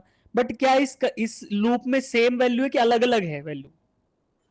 अलग अलग भी है बेटा, और डायरेक्शन ऑफ द करंट भी अलग अलग है। तो डायरेक्शन अलग हो गया तो मैग्नेटिक फील्ड का डायरेक्शन भी अलग आएगा उन particular segment of the loop की वजह से। तो देखो क्या किया, एक स्ट्रेट करंट कैरिंग कंडक्टर था, एक स्ट्रेट वायर थी, उसको सर्कुलर लूप के फॉर्म में बेंड कर लिया बेटा, ठीक है। तो अब इसमें क्या हो रहा है, यहां से यहां तक आया आपका current I, initially current I आ रहा था। अब वही गिवन करंट दो टुकड़ों में विभाजित हो जाता है, दो टुकड़ों में टूट जाता है। नीचे आया, एक तो ये वाला पार्ट जो येलो कलर से हाईलाइट कर रहा हूं, तो ये बताओ सर्कल का कितना प्रतिशत पार्ट है, 1/4 है, 1/3 है कि 1/4? और इसमें करंट की वैल्यू लिख दी कि बेटा इसमें करंट I2 जा रहा है, राइट। बाकी बच गया ये वाला जिसको मैं ब्लू से हाईलाइट कर रहा हूं, दूसरा रास्ता करंट के चार्ज को फ्लो करने के लिए या करंट के फ्लो करने के लिए दूसरा अवेलेबल रास्ता ये ब्लू कलर वाला पाथ है। इसके थ्रू जो करंट जा रहा है उसको क्या हाईलाइट किया गया है, I1, ठीक है बेटा। तो एक गिवन वायर है, वही दो टुकड़ों में बट गई है, एक I1 करंट और एक I2 करंट वाली वायर, ठीक है। अब करंट I1 प्लस I2 की वैल्यू क्या रहेगी, मुझे पहले तो सबसे पहले ये बताओ, I1 प्लस I2 क्या होने वाला है? Mu naught I over 2. Mu naught I. Formula नहीं लगाएंगे, क्या I1 और I2 का सम करोगे तो I के बराबर आएगा? Yes sir. Yes sir. Electricity में हमने पढ़ा है ना बेटा कि करंट, भाई करंट का मतलब क्या है, कोई चार्ज आ रहा था, उसको दो रास्ते मिल गए, तो कुछ एक तरफ से चला गया, कुछ दूसरे रास्ते से चला गया। तो इसका मतलब ये होगा कि यार करंट I1 प्लस I2 को अगर आप ऐड करोगे तो आपको I मिलेगा, सबसे पहली बात, ठीक है। अब वो स्प्लिट किसके अकॉर्डिंग होगा, मान लो मैं इसको R1 बोल देता हूं, R1 is the resistance of this blue colour का wire, right, and R2 is the resistance of this yellow colour का वायर। अब क्योंकि ये दोनों ही वायर एक ही वायर के टुकड़े से काट के बनाए गए हैं, तो क्या इनका क्रॉस सेक्शनल एरिया सेम रहने वाला है बेटा, और रेजिस्टिविटी भी सेम रहने वाली है, क्योंकि resistivity depends upon the material of the construction, या फिर जिस वायर का जो मटेरियल है, तो सेम ही वायर है तो दोनों का मटेरियल सेम ही वायर है तो दोनों का क्रॉस सेक्शनल एरिया भी सेम। अब हमने एक फॉर्मूला पढ़ा था, resistance is equal to resistivity के फॉर्म में एक फॉर्मूला होता है, रो 1/L/A। तो रेजिस्टिविटी सेम और एरिया सेम, तो क्या resistance directly proportional to length of the wire होगा इस केस में? Yes sir. तो क्या मैं इसके बेसिस पे R1 और R2 के बीच में रिलेशन बता सकता हूँ? Yes sir. R1 बड़ा होगा कि R2 बड़ा होगा? R1 R1 बड़ा होगा, क्यों? क्योंकि ब्लू कलर के वायर का लेंथ ज्यादा है। ब्लू कलर का लेंथ, ब्लू कलर का वायर येलो कलर के वायर से कितने गुना बड़ा है? 3 टाइम्स। अरे बच्चों एक बात बताओ, एक सर्कल को 4 क्वाड्रेंट्स में डिवाइड किया, तो ब्लू येलो कलर वाला तो केवल 90 डिग्री को कवर कर रहा है, और बचा हुआ ब्लू कितने को कर रहा है? तो 270 को, तो 3 गुना बड़ा हो गया ना ब्लू कलर का वायर। तो क्या मैं लिख सकता हूँ कि R1 is 3 times of R2? जितनी लंबी वायर उतना उसका ज्यादा रेजिस्टेंस, क्योंकि रेजिस्टिविटी और एरिया ऑफ क्रॉस सेक्शन बराबर था इस केस में। तो इसको बोला कि R1 resistance of blue colour wire is more than the resistance of yellow colour का वायर। अब मुझे बताओ करंट कौन सा ज्यादा होगा, I2 करंट ज्यादा होगा कि I1 ज्यादा होगा? I2 ज्यादा होगा बेटा। क्यों होगा I2 ज्यादा? क्योंकि वहाँ पे रेजिस्टेंस कम है, क्योंकि वहां पर रेजिस्टेंस कम फेस कर रहे हैं, इलेक्ट्रॉन्स को रेजिस्टेंस कम फेस करना पड़ रहा है, इसलिए वहां से ज्यादा इलेक्ट्रॉन्स फ्लो करेंगे, ज्यादा चार्ज फ्लो करेगा। इसका मतलब I2 ज्यादा होगा और I1 कम होगा। क्या मैं I1 और I2 के बीच में भी रिलेशन बता सकता हूँ यूजिंग? Yes sir. बताओ I2 कितने गुना होगा I1 से? 3 टाइम्स। तो बेटा I2 will be 3 times of I1। जिन बच्चों को समझ नहीं आया वो क्या था, देखो बेटा ओम्स लॉ क्या बोलता है, V is equal to IR। तो अब देखो ये दोनों ही वायर क्या सेम 2 पॉइंट्स के बीच में जुड़े हुए हैं? देखो starting point and end point of both these wires are same, तो मतलब इन दोनों के बीच का जो पोटेंशियल होगा वो तो सेम ही होने वाला है। तो ओम्स लॉ को यूज करके can I write I1 R1 is equal to I2 R2? Yes sir. क्योंकि V दोनों के केस में सेम है। ओके ऐसे लिख सकते थे ना यार, V is equal to I1 R1, V is equal to I2 R2। तो यहाँ पे क्या करते हैं, I1 R1 is equal to I2 R2। अब मुझे पता है कि R2 कितना, R1 कितना है, R1 is 3 times of R2। तो R1 by R2 is equal to I2 by I1, इसी को रिफॉर्मुलेट करके किया, और R1 by R2 कितना है, 3 के बराबर है, क्योंकि R1 is 3 times of R2। तो इसी हिसाब से आई कैन राइट कि I2 is equal to 3 into I1। ठीक है, तो ये भी मैं लिख सकता हूँ। अब मुझे करंट के बारे में पता चल गया। करंट का रिक्वायरमेंट क्यों था बेटा? क्योंकि मेरा जो मैग्नेटिक फील्ड का फॉर्मूला उसमें करंट का इस्तेमाल होता है कि नहीं होता? सर होता है। अब देखो, अब फॉर्मूला बताओ। अब इतनी कहानी से ये तो मुझे वैल्यूज पता चल गई किसकी, रेजिस्टेंसेस की, और अल्टीमेटली करंट की वैल्यू पता चल गई। तो मुझे जो यूज होने वाली वैल्यू है वो तो ये मिल गई है। ठीक है, अब फॉर्मूला बताओ मुझे, सर्कुलर लूप का फॉर्मूला क्या है? जिनको याद है याद नहीं बताओ, नहीं तो mu naught I in square B is equal to mu naught I upon 2R। ठीक है, अब ये कहां पर है मैग्नेटिक फील्ड बेटा? एट द सेंटर, यानी कि पॉइंट P पर है। लेकिन ये किसके लिए, पूरे के पूरे कंप्लीट लूप के लिए कि पार्शियल लूप के लिए? कंप्लीट के लिए, है ना? तो अब अब मुझे बताओ, अगर मैं ब्लू कलर वाले वायर की वजह से निकालना चाहूँ, ब्लू कलर वाले की वायर की वजह से मैं निकालना चाहूँ magnetic field at point P, तो मैं उसको B1 बोल देता हूँ कि उधर नोटेशन 1 से यूज किया है। तो B1 कितना होगा बेटा? क्या वो पूरे के पूरे का 3/4 होगा? Yes sir. Yes, sir. अगर अगर एक ऐसा कंप्लीट लूप होता जिसमें I1 करंट फ्लो कर रहा होता, तो उसकी वजह से आता म्यू नॉट I1/2R, लेकिन उसका 3/4 लेंथ ही है, तो क्या करेंगे 3/4 ऑफ म्यू नॉट I1, 1 भी लेंगे क्योंकि I1 है ना, 1 ही करंट फ्लो कर रहा है उस पार्ट में, अपॉन 2 इंटू रेडियस कितना दे रखा है, कैपिटल R। तो क्या ये magnetic field produced at point P due to blue colour wire हो गया? Yes Yes, sir. sir. Yes, sir. Sir. अब सिमिलरली आप मुझे ना B2 की वैल्यू बताओ फटाफट निकाल के। B2 क्या होगा? 1/4 So 1/4 I1. Mu naught I2R। I1 over 2R. 1/4 होगा? Yes sir. Yes, sir. Yes, Yes, sir. sir. 1/4 इसका, अगर पूरे के पूरे लूप में I2 करंट फ्लो कर रहा होता तो जो वैल्यू आती उसका 1/4, तो वो वैल्यू क्या आती? Mu naught I2 divided by Open to R. 2R। तो मुझे B1 और B2 मिल गए, इनको सिंप्लीफाई कर लेते हैं पहले। सबसे पहले तो क्या लिखे बेटा ऊपर, इसको लिखते हैं 3 mu naught I1 divided by 8R। ठीक, और इसको भी सिंप्लीफाई कर लो तो क्या आएगा, mu naught I2 divided by 2 8R. 8R. अब क्या मैं I2 को 3I1 लिख दूं, क्योंकि मैंने वैल्यू निकाली इतनी मार मार Yes, के, sir. तो एक ही रहते हैं। Yes sir. तो दोनों के दोनों मेरे I1 के फॉर्म में आ जाएंगे फिर। तो mu naught into 3I1 divided by 8R, तो ये भी मेरा कितना आ गया, 3 mu naught I1 divided by 8R। तो क्या दोनों के दोनों मैग्नेटिक फील्ड की वैल्यू बराबर आ गई? Yes, sir. Yes, sir. Yes, sir. अब अगर ये इनकी वजह से जो मैग्नेटिक फील्ड प्रोड्यूस होगा, अगर उसकी डायरेक्शन सेम रहेगी तो दोनों ऐड हो जाएंगे, और अगर अपोजिट रही एक दूसरे के तो क्या होगा, माइनस। कैंसिल आउट हो जाएंगे, है ना, एक में से दूसरा घटेगा, 0 आ जाएगा। अब मुझे बताओ डायरेक्शन पहले। अब राइट हैंड थंब रूल का वो आ गया है, बारी आ गई है। पहले ब्लू कलर वाले की वजह से पॉइंट P पर इनटू द प्लेन जाएगा कि अवे फ्रॉम द प्लेन जाएगा magnetic Into field? the plane. Into the plane. Into the plane, है ना। ऐसे करके देखो, वहां पे अंगूठा सेट करो और देखो P की तरफ अंदर जा रही है उंगलियां, तो into the plane. Yes, sir. Yes, sir. तो ये कांटा मार दिया। और येलो कलर वाले की वजह से देखो, Outward. अभी from out to the plane. जिनको समझ आ रहा है केवल वही बोलो, जिनको नहीं आ रहा वो बच्चे वो डाउट पूछ लो।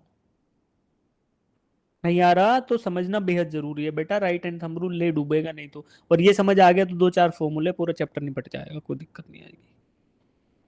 आ गया?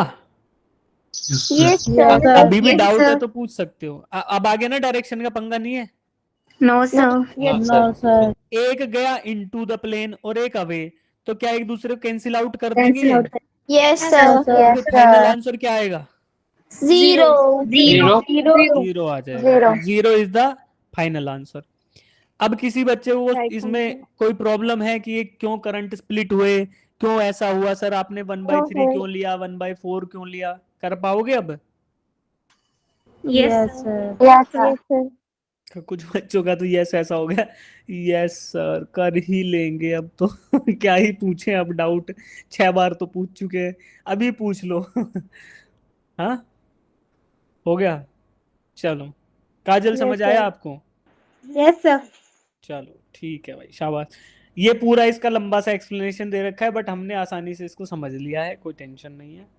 अब देखो बेटा, पेपर में आएगा जब आप 20-30 क्वेश्चन कर लोगे ना, तो आपको ये कैलकुलेशन नहीं करने पड़ेंगे। आपको पता है कि यार 3 टाइम्स द लेंथ, तो रेजिस्टेंस 3 टाइम्स, तो करंट 1/3 हो गया, तो सीधा आप यही लिख दोगे I2 = 3I1।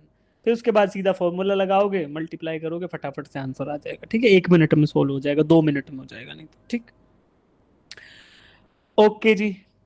अब देखो, ये तो थे, ये कठिन सवाल थे इस चैप्टर के, नीट में जो आए हुए हैं, और तुमने कर लिए। ये आसान सवाल आएंगे तो क्या करोगे, इससे भी जल्दी हो जाएगा। ठीक है, अब देखो एक और क्वेश्चन आ रहा है जिसका तुम्हें हवा भी नहीं लगेगी, पढ़ के देखो।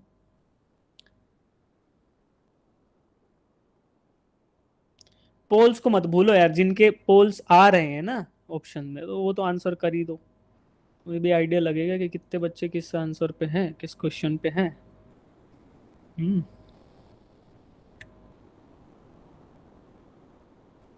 क्वेश्चन नंबर 30 जिनका पोल आ रहा है ना उनके पास एक बेनिफिट है, फटाफट से जाके पहला आंसर देने का मौका मिलता है ना। और जिनका आंसर आ जाए पोल में आंसर कर दो तो हैंड रेज कर लो, या फिर नहीं पोल भी आ रहे तो आंसर आ गया तो हैंड रेज कर लो, भाई मुझे पता लगे कि हाँ जी इस बच्चे ने सॉल्व कर लिया।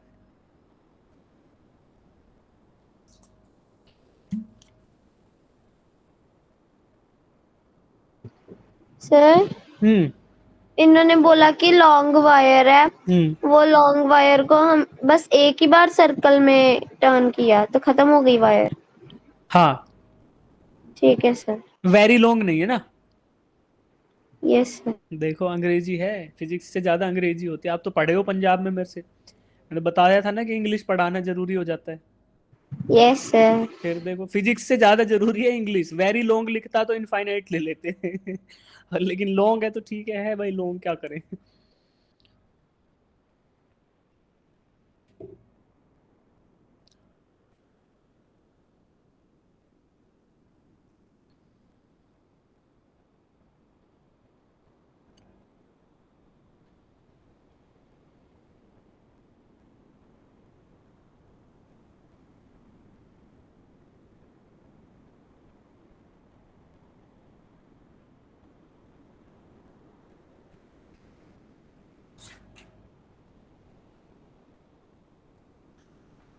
अब एसी ज्यादा ठंडा कर रहा है भाई।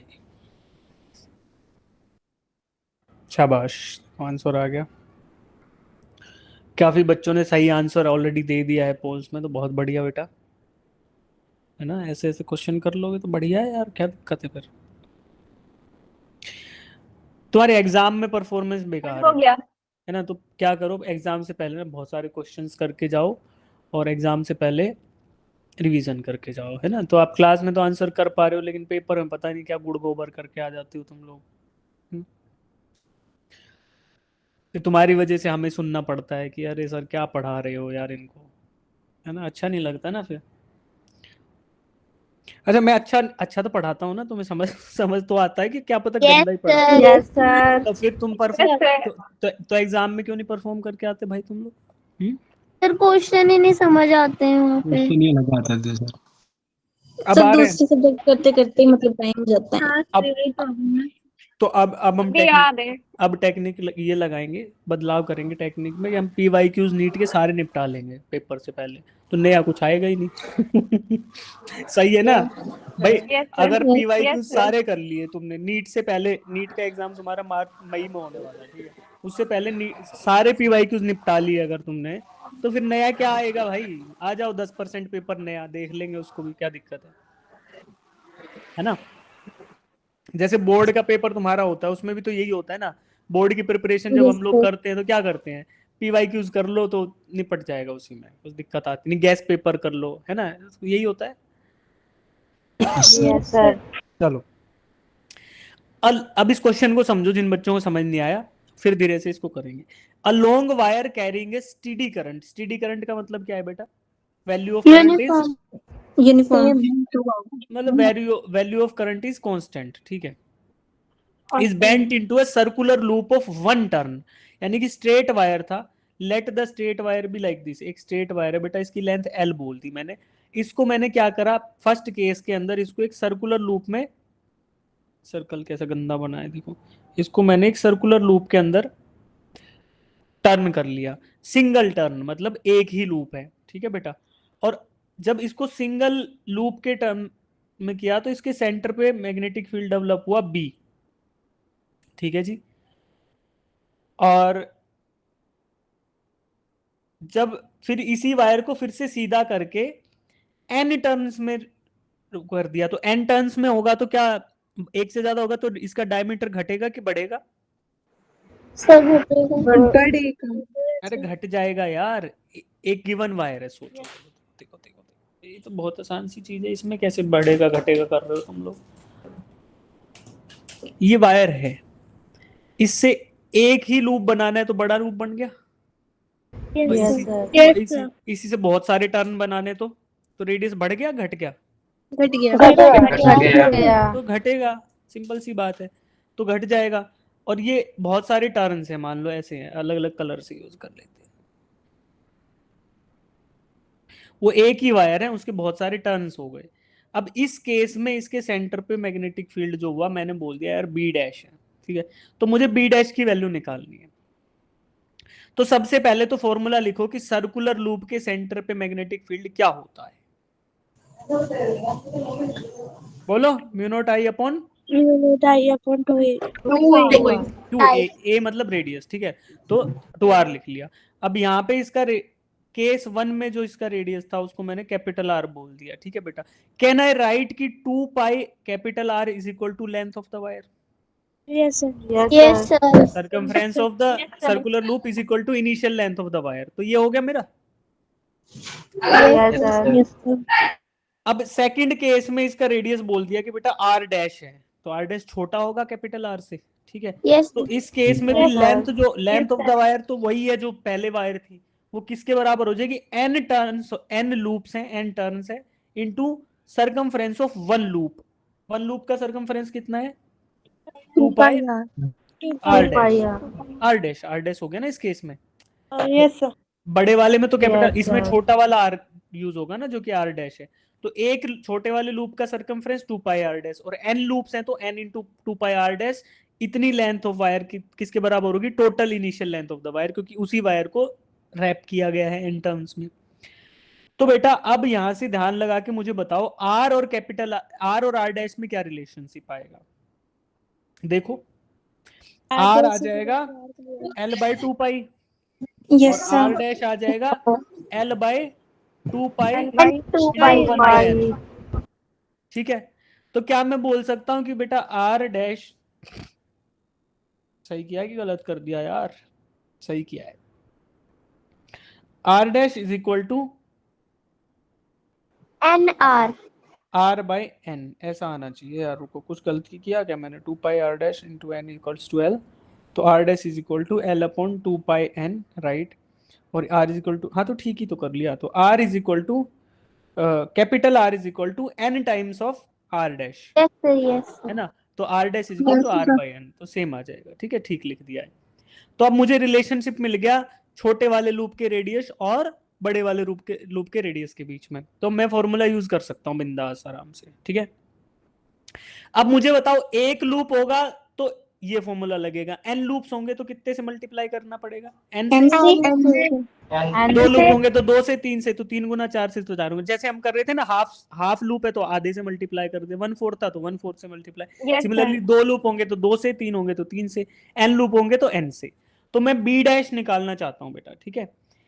b तो मेरा पता ही है कि भाई r रेडियस था तो mu naught I upon 2r आ गया। अब b डैश निकालते हैं। b डैश छोटे वाले की वजह से magnetic field eight the centre. कितने लूप हैं बेटा? N। एक लूप की वजह से कितना मैग्नेटिक फील्ड आएगा? Mu naught I by 2 r dash. Yes, sir. Yes, sir. मैंने आई सेम क्यों लिया? क्योंकि करंट तो सेम ही था हर जगह, तो करंट Yes, sir. बदला नहीं, ठीक है।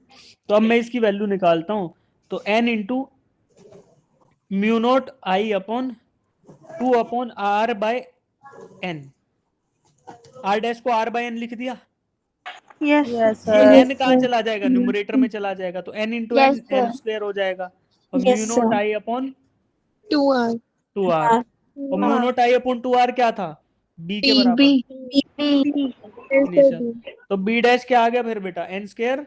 And square B. तो क्या कुछ ऑप्शन आया हमारा फिर? अब Yes, sir. Yes, sir. B option. B is the right answer, ठीक है। तो काफी बच्चों ने पहले ही आंसर कर दिया था, शाबाश। जिनको नहीं आया था उनको अभी समझ आया क्यों कैसे आया हमारा answer. Yes, sir. Yes, sir. अब बताओ, इन क्वेश्चन में हम इंटीग्रेशन डिफरेंशिएशन क्या यूज कर रहे हैं कहीं पे भी? नहीं, No. No, sir. Direct formula बाजी है। Yes, sir. Yes, sir. कर लोगे कि नहीं कर पाओगे बताओ? कर लेंगे सर। तो 2016 में पूछा था, बताओ। अभी तुम्हें थोड़ा सा भी आइडिया होगा। अभी तो कुछ बच्चों को पता क्या दिक्कत आती है, जिन्होंने क्वेश्चन अटेम्प्ट नहीं किए ना, उन लोगों को मेजोरिटी में दिक्कत ये आती है कि उनको आइडिया नहीं होता कि हाउ टू सॉल्व इट। अगर आपको अप्रोच बता दिया, हिंट बता दिया, तो आपने देखा होगा 4-5 बच्चे हिंट बताने के बाद तुरंत आंसर निकाल लेते हैं, क्योंकि उन्होंने क्वेश्चन काफी सारे सोल्व कर रखे, तो उनको मैथमेटिकल पार्ट में दिक्कत नहीं आती कि n नीचे आएगा तो n स्क्वायर ऊपर हो जाएगा, n स्क्वायर इधर आएगा, वो सब आराम से कर लेते हैं। उसके बाद तो खेल बचता है कि अच्छा इधर हो गया, इधर हो गया, इधर हो गया। तो मैं भी तुम्हें कराता हूँ तो ऐसा नहीं होता अरे गलती हो गई क्या, तो वो मजा आता है उसमें कि अच्छा ठीक है गलत हो गया तो सही कर लेते हैं। तो ये वाला सेकंड वाला पार्ट जो है वो तो आपका जैसे जैसे क्वेश्चंस अटेम्प्ट करोगे फिजिक्स केमिस्ट्री के, बायो में तो आपका ज्यादातर मेमोराइजेशन वाला ही है। फिजिक्स केमिस्ट्री में जब क्वेश्चंस करोगे तो आपको बेसिक वो कैलकुलेशन पार्ट आपका क्लियर हो जाएगा। अपार्ट फ्रॉम दैट इस टाइप के क्वेश्चन में ना इंटीग्रेशन यूज हो रहा, डिफरेंशिएशन यूज हो रहा, you just have to remember the basic formula और उसके बेसिस पे 2-4 क्वेश्चन आपके किए हुए होने चाहिए, तो आपका दिमाग काम करेगा फिर पेपर में जाके कि अच्छा ये पूछा हुआ है। इसके अलावा जिन बच्चों को क्वेश्चन समझने में दिक्कत आती है, काफी सारे बच्चे हैं जिनको मैं क्वेश्चन समझा देता हूं तो आंसर कर देते हैं, जैसे तमनप्रीत है, काजल है ना, तो बहुत सारे बच्चे हैं जिनको, धर्मेंद्र है, ये वैसे क्वेश्चन आप लोग कर देते हो बट कई बार आपको क्वेश्चन समझने में ही दिक्कत आ रही होती है। तो इसका एक सबसे इजी तरीका है बेटा, दैट इजी मेथड इज कि try to solve so many questions कि आपको क्वेश्चन समझने की जरूरत ना पड़े। आप सिर्फ देखो तो पूछेगा यार क्या ही पूछा होगा, यही पूछा होगा, जनरल आइडिया भी लगने लग जाता है ना कि क्वेश्चन पढ़ यस के। सर। तो अभी इसका एक आपको ना Yes, sir. मोटिवेशन देता हूँ, सब बच्चों को मैं बताता हूँ, मैंने आपको शायद पहले भी बताया था। आईआईटी में जो हमारा बैच का टॉपर था, पहले आईआईटी में जाना it self is a challenge, उसके बाद वहां पे जाकर बैच को टॉप करना, फर्स्ट इन द क्लास, वो जो बच्चा है, वो जो बंदा था, अभी मेरे को डिस्टर्ब कर दिया धर्मेंद्र ने, रानी, हाँ ठीक है बेटा, मेरे को नाम याद नहीं रहता, मुझे आपका गूगल का नेम ही दिखता है, ठीक है। तो मैं बता रहा था आपको अपने बैच टॉपर की कहानी। तो बैच टॉपर का क्या था सीन कि उसको इंग्लिश नहीं आती थी अच्छे से, पहले आईआईटी में चला गया वो बंदा, उसके बाद बैच को भी टॉप कर लिया उसने, without knowing so, without being so good at English, थोड़ी बहुत आती थी जैसे आपको आती है। तो लेकिन उसका टेक्निक मैंने देखा भाई करता क्या है, सारे क्वेश्चन कर लेता था यार एग्जाम से पहले, उसको यही पता होता था कि अच्छा क्या ही पूछ लेगा अंग्रेजी में क्या ही छुपा देगा मेरे से, मैं सारे ही क्वेश्चन करके चला जाऊंगा, है ना। तो उसका बेस्ट वर्क अराउंड होता है कि सभी क्वेश्चंस को, कुछ को रट लो, जो रिपीट हो रहे हैं उनको तो रट लो, और बाकी सबको क्या करो, बाकी सबको इतने सारे क्वेश्चन कर लो तो आपको पता ही नहीं चलेगा। जैसे भाई एक बात बताओ, तुम चले गए कोरिया में, अब तुम्हें कोरिया की भाषा आती है? नहीं यार, नो सर। लेकिन कोई तुम्हें ऐसे करेगा तो क्या करोगे, जाओगे ना पास में? Yes yes sir. यस कैसे सर। कैसे समझ आया क्योंकि हमने डेली लाइफ में इस चीज का इतना प्रैक्टिस किया है ना कि हमें पता है साइन लैंग्वेज का। Yes, sir. या फिर कोई डांट रहा है, चलो छोड़ो साइन लैंग्वेज, तुम बोल दोगे सर ये तो डिफरेंट लैंग्वेज होगी, चाहे कोई हिब्रू में डांटे, चाहे कोई संस्कृत में डांटे, चाहे कोई इंग्लिश में डांटे, चाहे हिंदी में डांटे, चाहे कोरियन में डांटे, आपको पता चल जाएगा ना गाली दे रहा है डांट रहा है। Yes sir. Yes, sir. कैसे पता चलेगा? क्योंकि आप उस चीज के इतना हैबिचुएटेड हो कि आपको पता है कि डांटते समय आदमी कैसा होगा। तो ऐसे ही इतने सारे क्वेश्चन कर लो तो एग्जामिनर क्वेश्चन पूछे तो तुम एग्जामिनर का मिजाज समझ जाओ, अच्छा बेटा ये पूछ रहे हो, रुको हम बताते हैं तुम, है ना। तो डांट रहे हो कि प्यार से पूछ रहे हो तो तुम्हें पता चल जाएगा। उसका एक ही तरीका है, प्रैक्टिस प्रैक्टिस एंड प्रैक्टिस, ठीक है बेटा।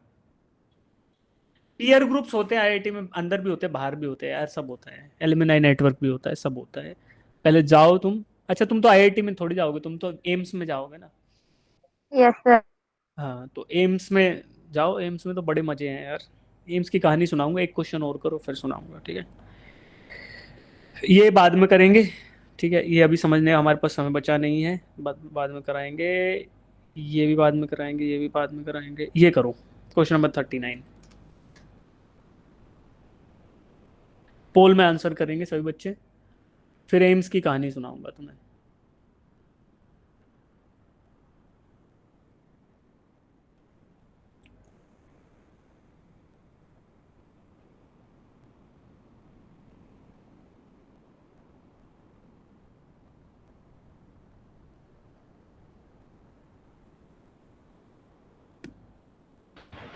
सर क्वेश्चन समझ नहीं आया। पहले खुद समझो बेटा, हर क्वेश्चन नहीं समझाएंगे, थोड़ा थोड़ा ट्राई करो, एक बार पढ़ के देखो। करंट क्या होता है, पहले हमें हमें हमें, हमें एक बात बताओ, एक बात सबसे पहले बताओ कौन सा फॉर्मूला लगेगा इसमें?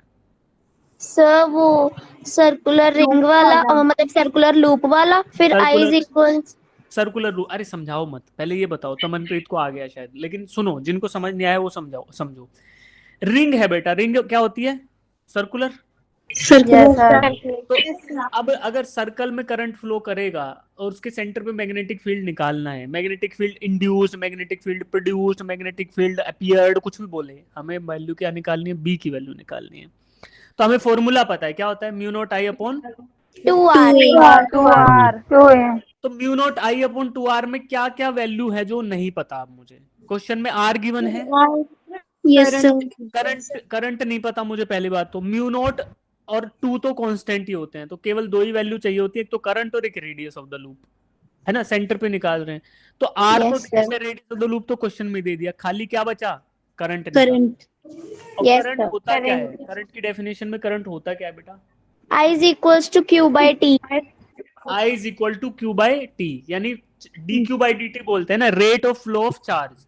तो क्यू बाई टी होता है आई। तो और टी क्या होता है, 1 अपॉन फ्रीक्वेंसी नहीं होता। Yes, sir. 1 by e equals to frequency। तो अब क्या बच गया फिर, ये क्वेश्चन तो एकदम गोलू क्वेश्चन है, Yes, sir। लेकिन ये जेई मेंस में पूछा गया है, नीट में भी आ सकता है क्योंकि गोलू है ना ज्यादा, तो पूछ सकता है। 2010 में नीट में पूछा गया है। अब देखो, हमें निकालना है b is equal to mu naught I upon 2r होता है बेटा, r तो क्वेश्चन में दे दिया, खाली i निकालना, i क्या होता है, q बाई टी, और q 1 बाई टी क्या होता है, f फ्रीक्वेंसी। Frequency। जिन बच्चों को सर्कुलर मोशन का आइडिया नहीं है, मतलब क्या हुआ भाई, समझो। टाइम पीरियड क्या होता है, एक सर्कल कंप्लीट करने में जितना समय लगा उसको क्या बोलते हैं, टाइम पीरियड, ठीक है। और फ्रीक्वेंसी क्या होती है कि एक सेकंड में कितने सर्कल कंप्लीट किए, ठीक है। अगर मैं तुम्हें बोलूं कि बेटा एक कंप्लीट सर्कल करने में 2 सेकंड लगे, तो एक सेकंड में कितने सर्कल कंप्लीट हुए, Half. हाफ। तो अब टाइम पीरियड क्या हो गया, 2 सेकंड्स, और फ्रीक्वेंसी क्या हो गई, हाफ। Half. अगर मैं बोलूं कि एक सर्कल कंप्लीट करने में 0.1 सेकंड लगा, तो फ्रीक्वेंसी क्या होगी फिर, So 1 by 1 0.1। वैल्यू बताओ ना, तो sir वो 10 आ गई। 10 होगी, ठीक है। देखो, एक सर्कल कंप्लीट करने में 0.1 सेकंड लग गया बेटा, तो एक सेकंड में कितने बार सर्कल कंप्लीट कर देगा वो, कितनी बार 10 घूम, 10 टाइम। 10। तो फ्रीक्वेंसी कितनी हो गई, 10 हो गई, और टाइम पीरियड क्या हो गया, 0.1। तो अभी यहाँ देखो, हमें करंट निकालना है, करंट क्या होता है, क्यू बाई टी। तो क्यू बाई टी को क्या मैं ऐसे लिख सकता हूँ, Q into F. Yes, sir। Yes, sir. Yes, sir. तो आई की जगह क्या फॉर्मूला, क्यू इंटू एफ लिख दूं। Yes, sir. Yes, sir। तो अब बताओ क्या मेरा आंसर आ ही गया, Yes, sir. Yes, sir. बताओ कौन सा ऑप्शन है, ऑप्शन Option B. B, ठीक है। किसी बच्चे को डाउट है, शंका समाधान किया जाएगा। No, sir. Yes, sir। चलो भाई, आ ही गया है तो तुम्हें समझ, तो फिर तुम एक और क्वेश्चन कर दो, ये नहीं, ये भी नहीं, ये करवाएंगे, चलो ये कर दो। ये थोड़ा अच्छा सवाल है लेकिन आसान ही है, 2005 में आया हुआ भी है, करो।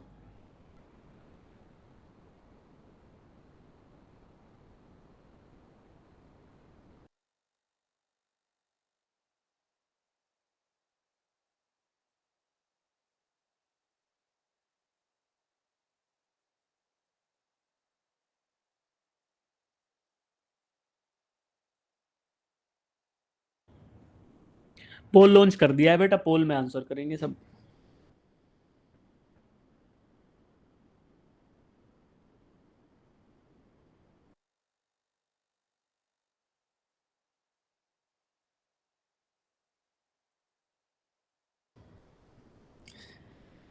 क्वेश्चन समझ आया?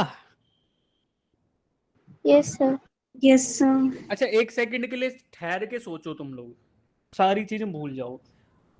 अगर हमें ये फॉर्मूला ना पता हो बायट-सेवर्ट लॉ का, और हमें कंसेप्ट भी ना पता हो थोड़ा बहुत, तो ये क्वेश्चन पढ़ के इतना कठिन कठिन सा नहीं लग रहा कि टफ क्वेश्चन है?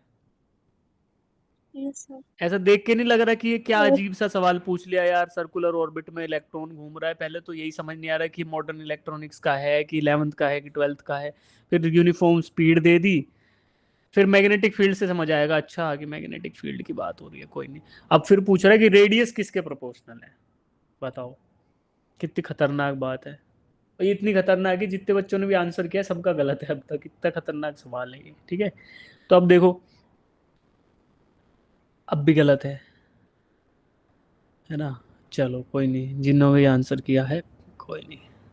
हाँ, अब कुछ बच्चों ने सही किया। अब सुनो, इलेक्ट्रॉन मूव कर रहा है सर्कुलर ऑर्बिट में, तो सबसे पहले तो यार magnetic field eight the centre of circle निकालो। तो फॉर्मूला लिख लो सबसे पहले। तो क्या बोलता है बाय सेवर्ट लॉ, क्या बोलता है, कितना आता है सर्कुलर उस पे?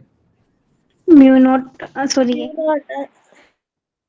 अरे बोलो, मुंह से बोलोगे तो तुम्हें याद Q naught रहेगा। I by Q naught 2R. I upon 2R। हाँ तो बोलो ना, जब आपको बोला जाए कि बताओ तो बताओ बिंदास, सब लोग बताओ, अनम्यूट करके घोच पोच कर दो, कोई दिक्कत नहीं है। जब मुंह से चीजें निकलेंगी तो दिमाग में घुसेंगी, ठीक है। Mu naught I upon 2R। 2R। अब इस फॉर्मूले को ध्यान से देखो, इसमें क्या क्या हमें पता है। इनवर्सली प्रोपोर्शनल होगा मैंने फिर क्या देखो रेडियस ऑफ सर्कल तो हमें निकालना है बेटा, तो रेडियस और बी को तो इंटेक्ट रख लेते हैं। फाइनल आंसर में बी आ रहा है और आर की प्रोपोर्शनलिटी निकालनी है। म्यू नॉट और 2 कांस्टेंट है। करंट आई को फाइंड आउट करना हमारा मेन चैलेंज है। क्या हम करंट आई फाइंड आउट कर सकते हैं? Yes, करंट होता क्या है? sir. Q by T. Q by T. तो यहाँ पे इलेक्ट्रॉन मूव कर रहा है, कितने इलेक्ट्रॉन मूव कर रहे हैं? 1 electron. एन इलेक्ट्रॉन का मतलब 1 इलेक्ट्रॉन मूव कर रहा है। तो क्या मुझे चार्ज तो पता ही है, Yes, sir. चार्ज किस तो ई लिख दिया। क्या मुझे Yes. टाइम पता है? No sir. अगर आपको स्पीड दिया हो, डिस्टेंस दिया हो, तो क्या टाइम निकाल सकते हो? Yes, sir. दे तो रखे हैं दोनों, स्पीड तो दे रखा है v, डिस्टेंस नहीं दे रखा। दिया है. 2 pi R. Yes, sir. Circular orbit में एक चक्कर लगा रहा है, तो एक चक्कर में कितना टाइम लगेगा वही निकालना है। तो एक डिस्टेंस कितना कवर कर रहा है? 2 और pi r. कितनी स्पीड से? So v speed तो से. टाइम कैसे निकालोगे? Sir, speed is equals to distance over time. So time is equals to distance over speed. distance over speed. तो डिस्टेंस कितना है? 2 पाई R. और स्पीड कितनी है v। वी तो करंट की वैल्यू आ जाएगी ऐसे। करंट क्या आएगा? EV divided by 2 pi. 2 pi r. Current की वैल्यू रख दो अब फॉर्मूले में, ठीक है। Mu not upon 2R into EV divided by 2 pi R। कर लो बेटा, इसको सॉल्व कैसे करोगे? म्यू नॉट E और mu naught E V divided by 4 pi R square. ये किसके बराबर है? B के बराबर। मुझे R की वैल्यू निकालनी है, ठीक है। This is equal to B। तो R स्क्वायर कितना आएगा बेटा?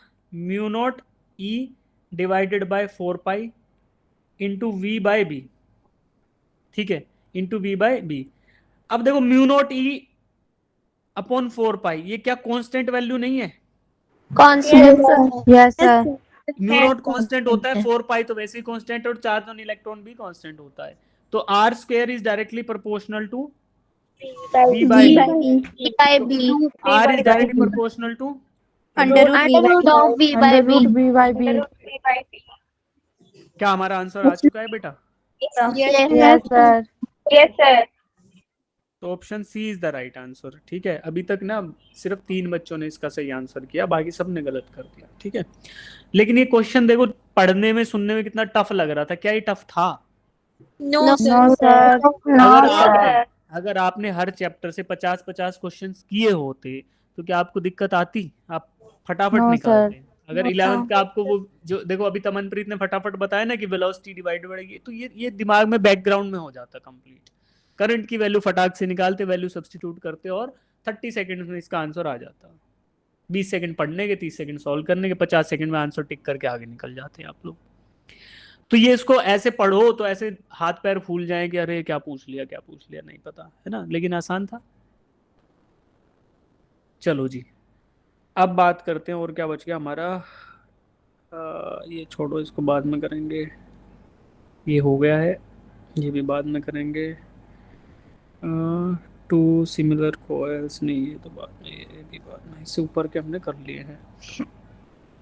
इनमें है ना आपको वैल्यू वो एडिशन करना पड़ेगा वेक्टर्स का, ठीक है। चलो ये वाला कर सकते हो तुम लोग, एक बार ये ट्राई कर लो। Let us try this one, question number 38।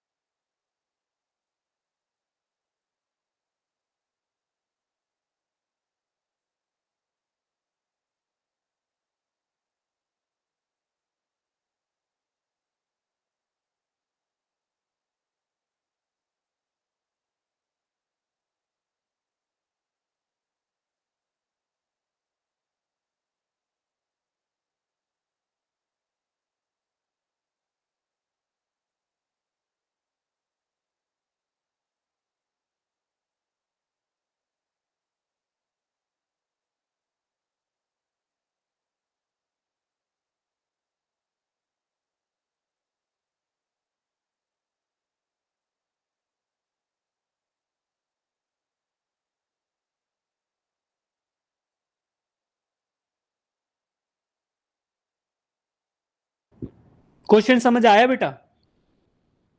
Yes, sir. Yes, sir. देखो दो अलग Yes, अलग sir. आपके सर्कुलर कॉइल्स हैं, ठीक है, उनके सेंटर पे जो वैल्यू आएगी उसका तो हमें फॉर्मूला पता ही है, राइट? करंट की वैल्यू दोनों की अलग अलग दे रखी है, तो individually will calculate B1 and B2।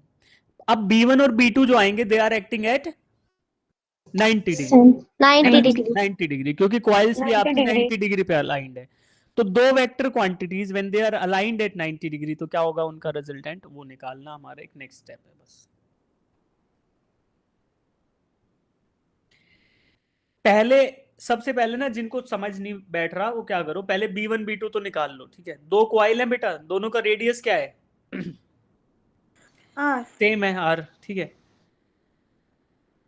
They are lying concentric, concentric का मतलब उनका दोनों का ही सेंटर सेम है ना, दो, लेकिन उनका प्लेन अलग अलग है। They are on plane, they are at right angles to each other, ठीक है। तो हम XYZ कोऑर्डिनेट सिस्टम ड्रॉ कर लेते हैं, उससे हमें समझ आएगा।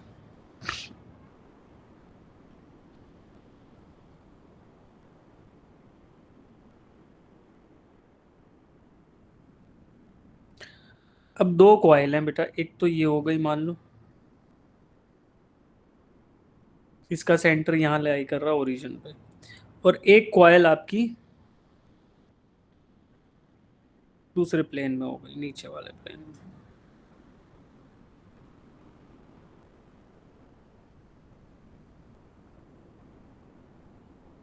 ठीक है, दोनों कंसेंट्रिक हैं, दोनों का सेंटर सेम ही पॉइंट पे है, बट दोनों 90 डिग्री टू ईच अदर है।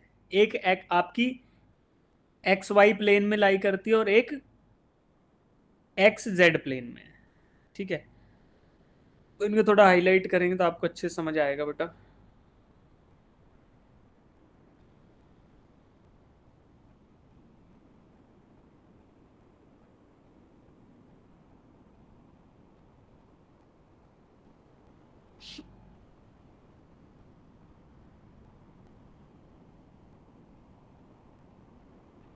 दो कॉइल हैं, दोनों 90 डिग्री टू ईच अदर है, और अच्छा इसका 2D प्रोजेक्शन देखोगे तो और समझ आ जाएगा, पर इसको देख लो आप, डायग्राम था शायद सॉल्यूशन में। ये दोनों coil 90 degree to each other है, दिख गई, दोनों का सेंटर सेम है। एक की वजह से मैंने बोला कि B1 है और एक की वजह से B2 है, तो B1 और B2 की वैल्यू निकाल लेते हैं हम लोग। पहले वाले को B1 बोल दिया, दूसरे को B2, तो B1 की वैल्यू निकालेंगे। B1 is equal to, Janvi आपका आंसर आ गया बेटा? Yes, sir. शाबाश, ठीक है। तो फॉर्मूला क्या था बेटा? Mu naught I upon 2R. 2R। दोनों सिमिलर कॉइल्स है, दोनों का रेडियस बराबर है, तो पहले का तो आ गया mu naught I upon 2R। B2 क्या आएगा? B2 में करंट 2 टाइम्स है, yes mu naught into 2I upon, 2R upon 2R. ये आपका आ गया mu naught I upon R। Are.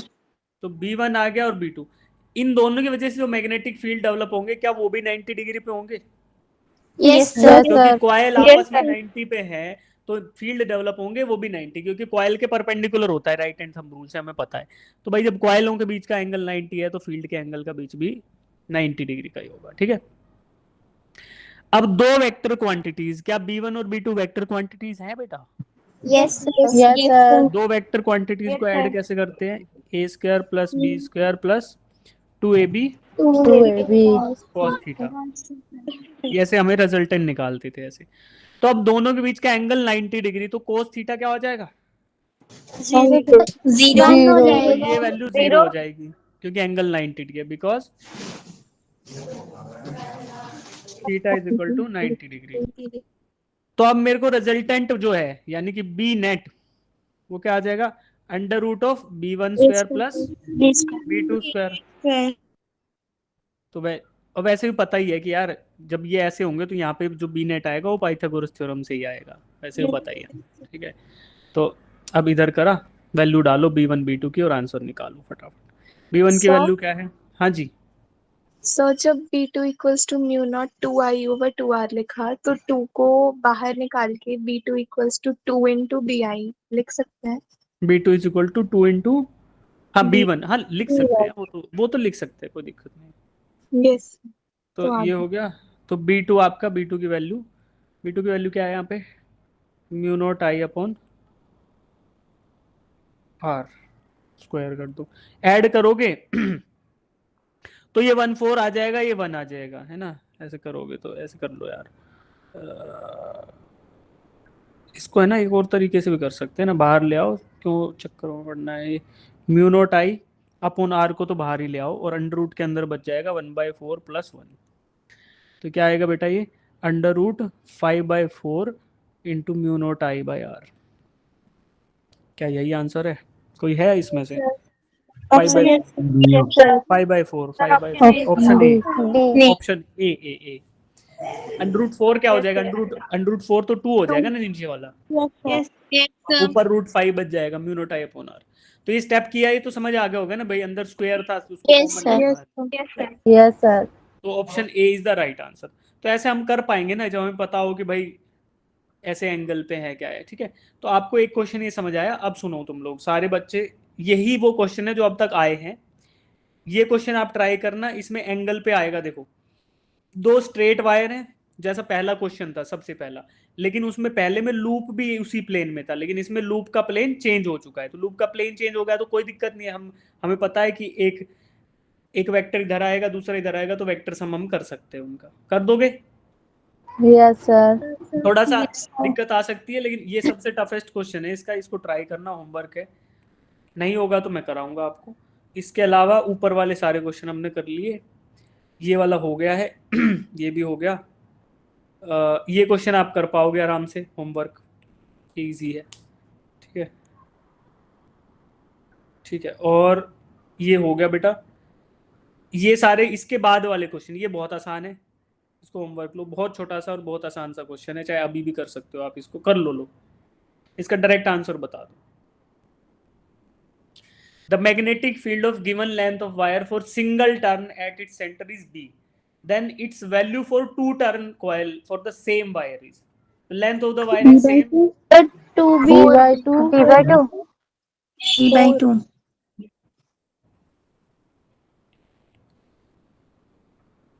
ये आंसर आया था अभी एक क्वेश्चन का। Yes, Yes, sir. sir.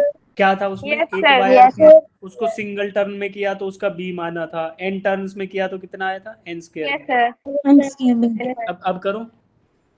So 4B. 4B हो गया। और भी आएगा ना? Yes, Yes, sir. अब जिनको Yes, नहीं sir. आ रहा समझ, देखो सुनो, 4B आएगा इसका आंसर। ये सेम क्वेश्चन है बट इसको सिंबॉलिकली पूछ लिया, एग्जैक्टली सेम क्वेश्चन है। 4B इसका राइट आंसर है। जिनको समझ नहीं आ रहा हो पहले उस क्वेश्चन को अच्छे से समझना, फिर अटेम्प्ट करना। यहाँ सॉल्यूशन दे रखा है, सेम क्वेश्चन है, 4B आंसर आएगा। n2b याद कर लो इसको, तो आपकी सेम गिवन लेंथ है, n लूप्स में करोगे तो n2b टाइम्स हो जाएगा magnetic field eight the centre of the loop. इसके बाद के question number 44, question number 45, question number 46, ये सारे के सारे ना फॉर्मूला बेस्ड क्वेश्चन है। अब तक हमने फॉर्मूलाज का क्या किया? एडजस्टमेंट किया था, है ना, वैल्यूज से खेल रहे थे, लेकिन हमने उसके अंदर न्यूमेरिकल वैल्यूज नहीं डाली थी। इनमें सिर्फ न्यूमेरिकल वैल्यूज डालनी है, फॉर्मूला लिखना है, गिवन वैल्यू जो क्वेश्चन में वो डालनी है और आंसर निकल जाएगा। तो इन क्वेश्चंस को आप लोग कर पाओगे, ठीक है जी।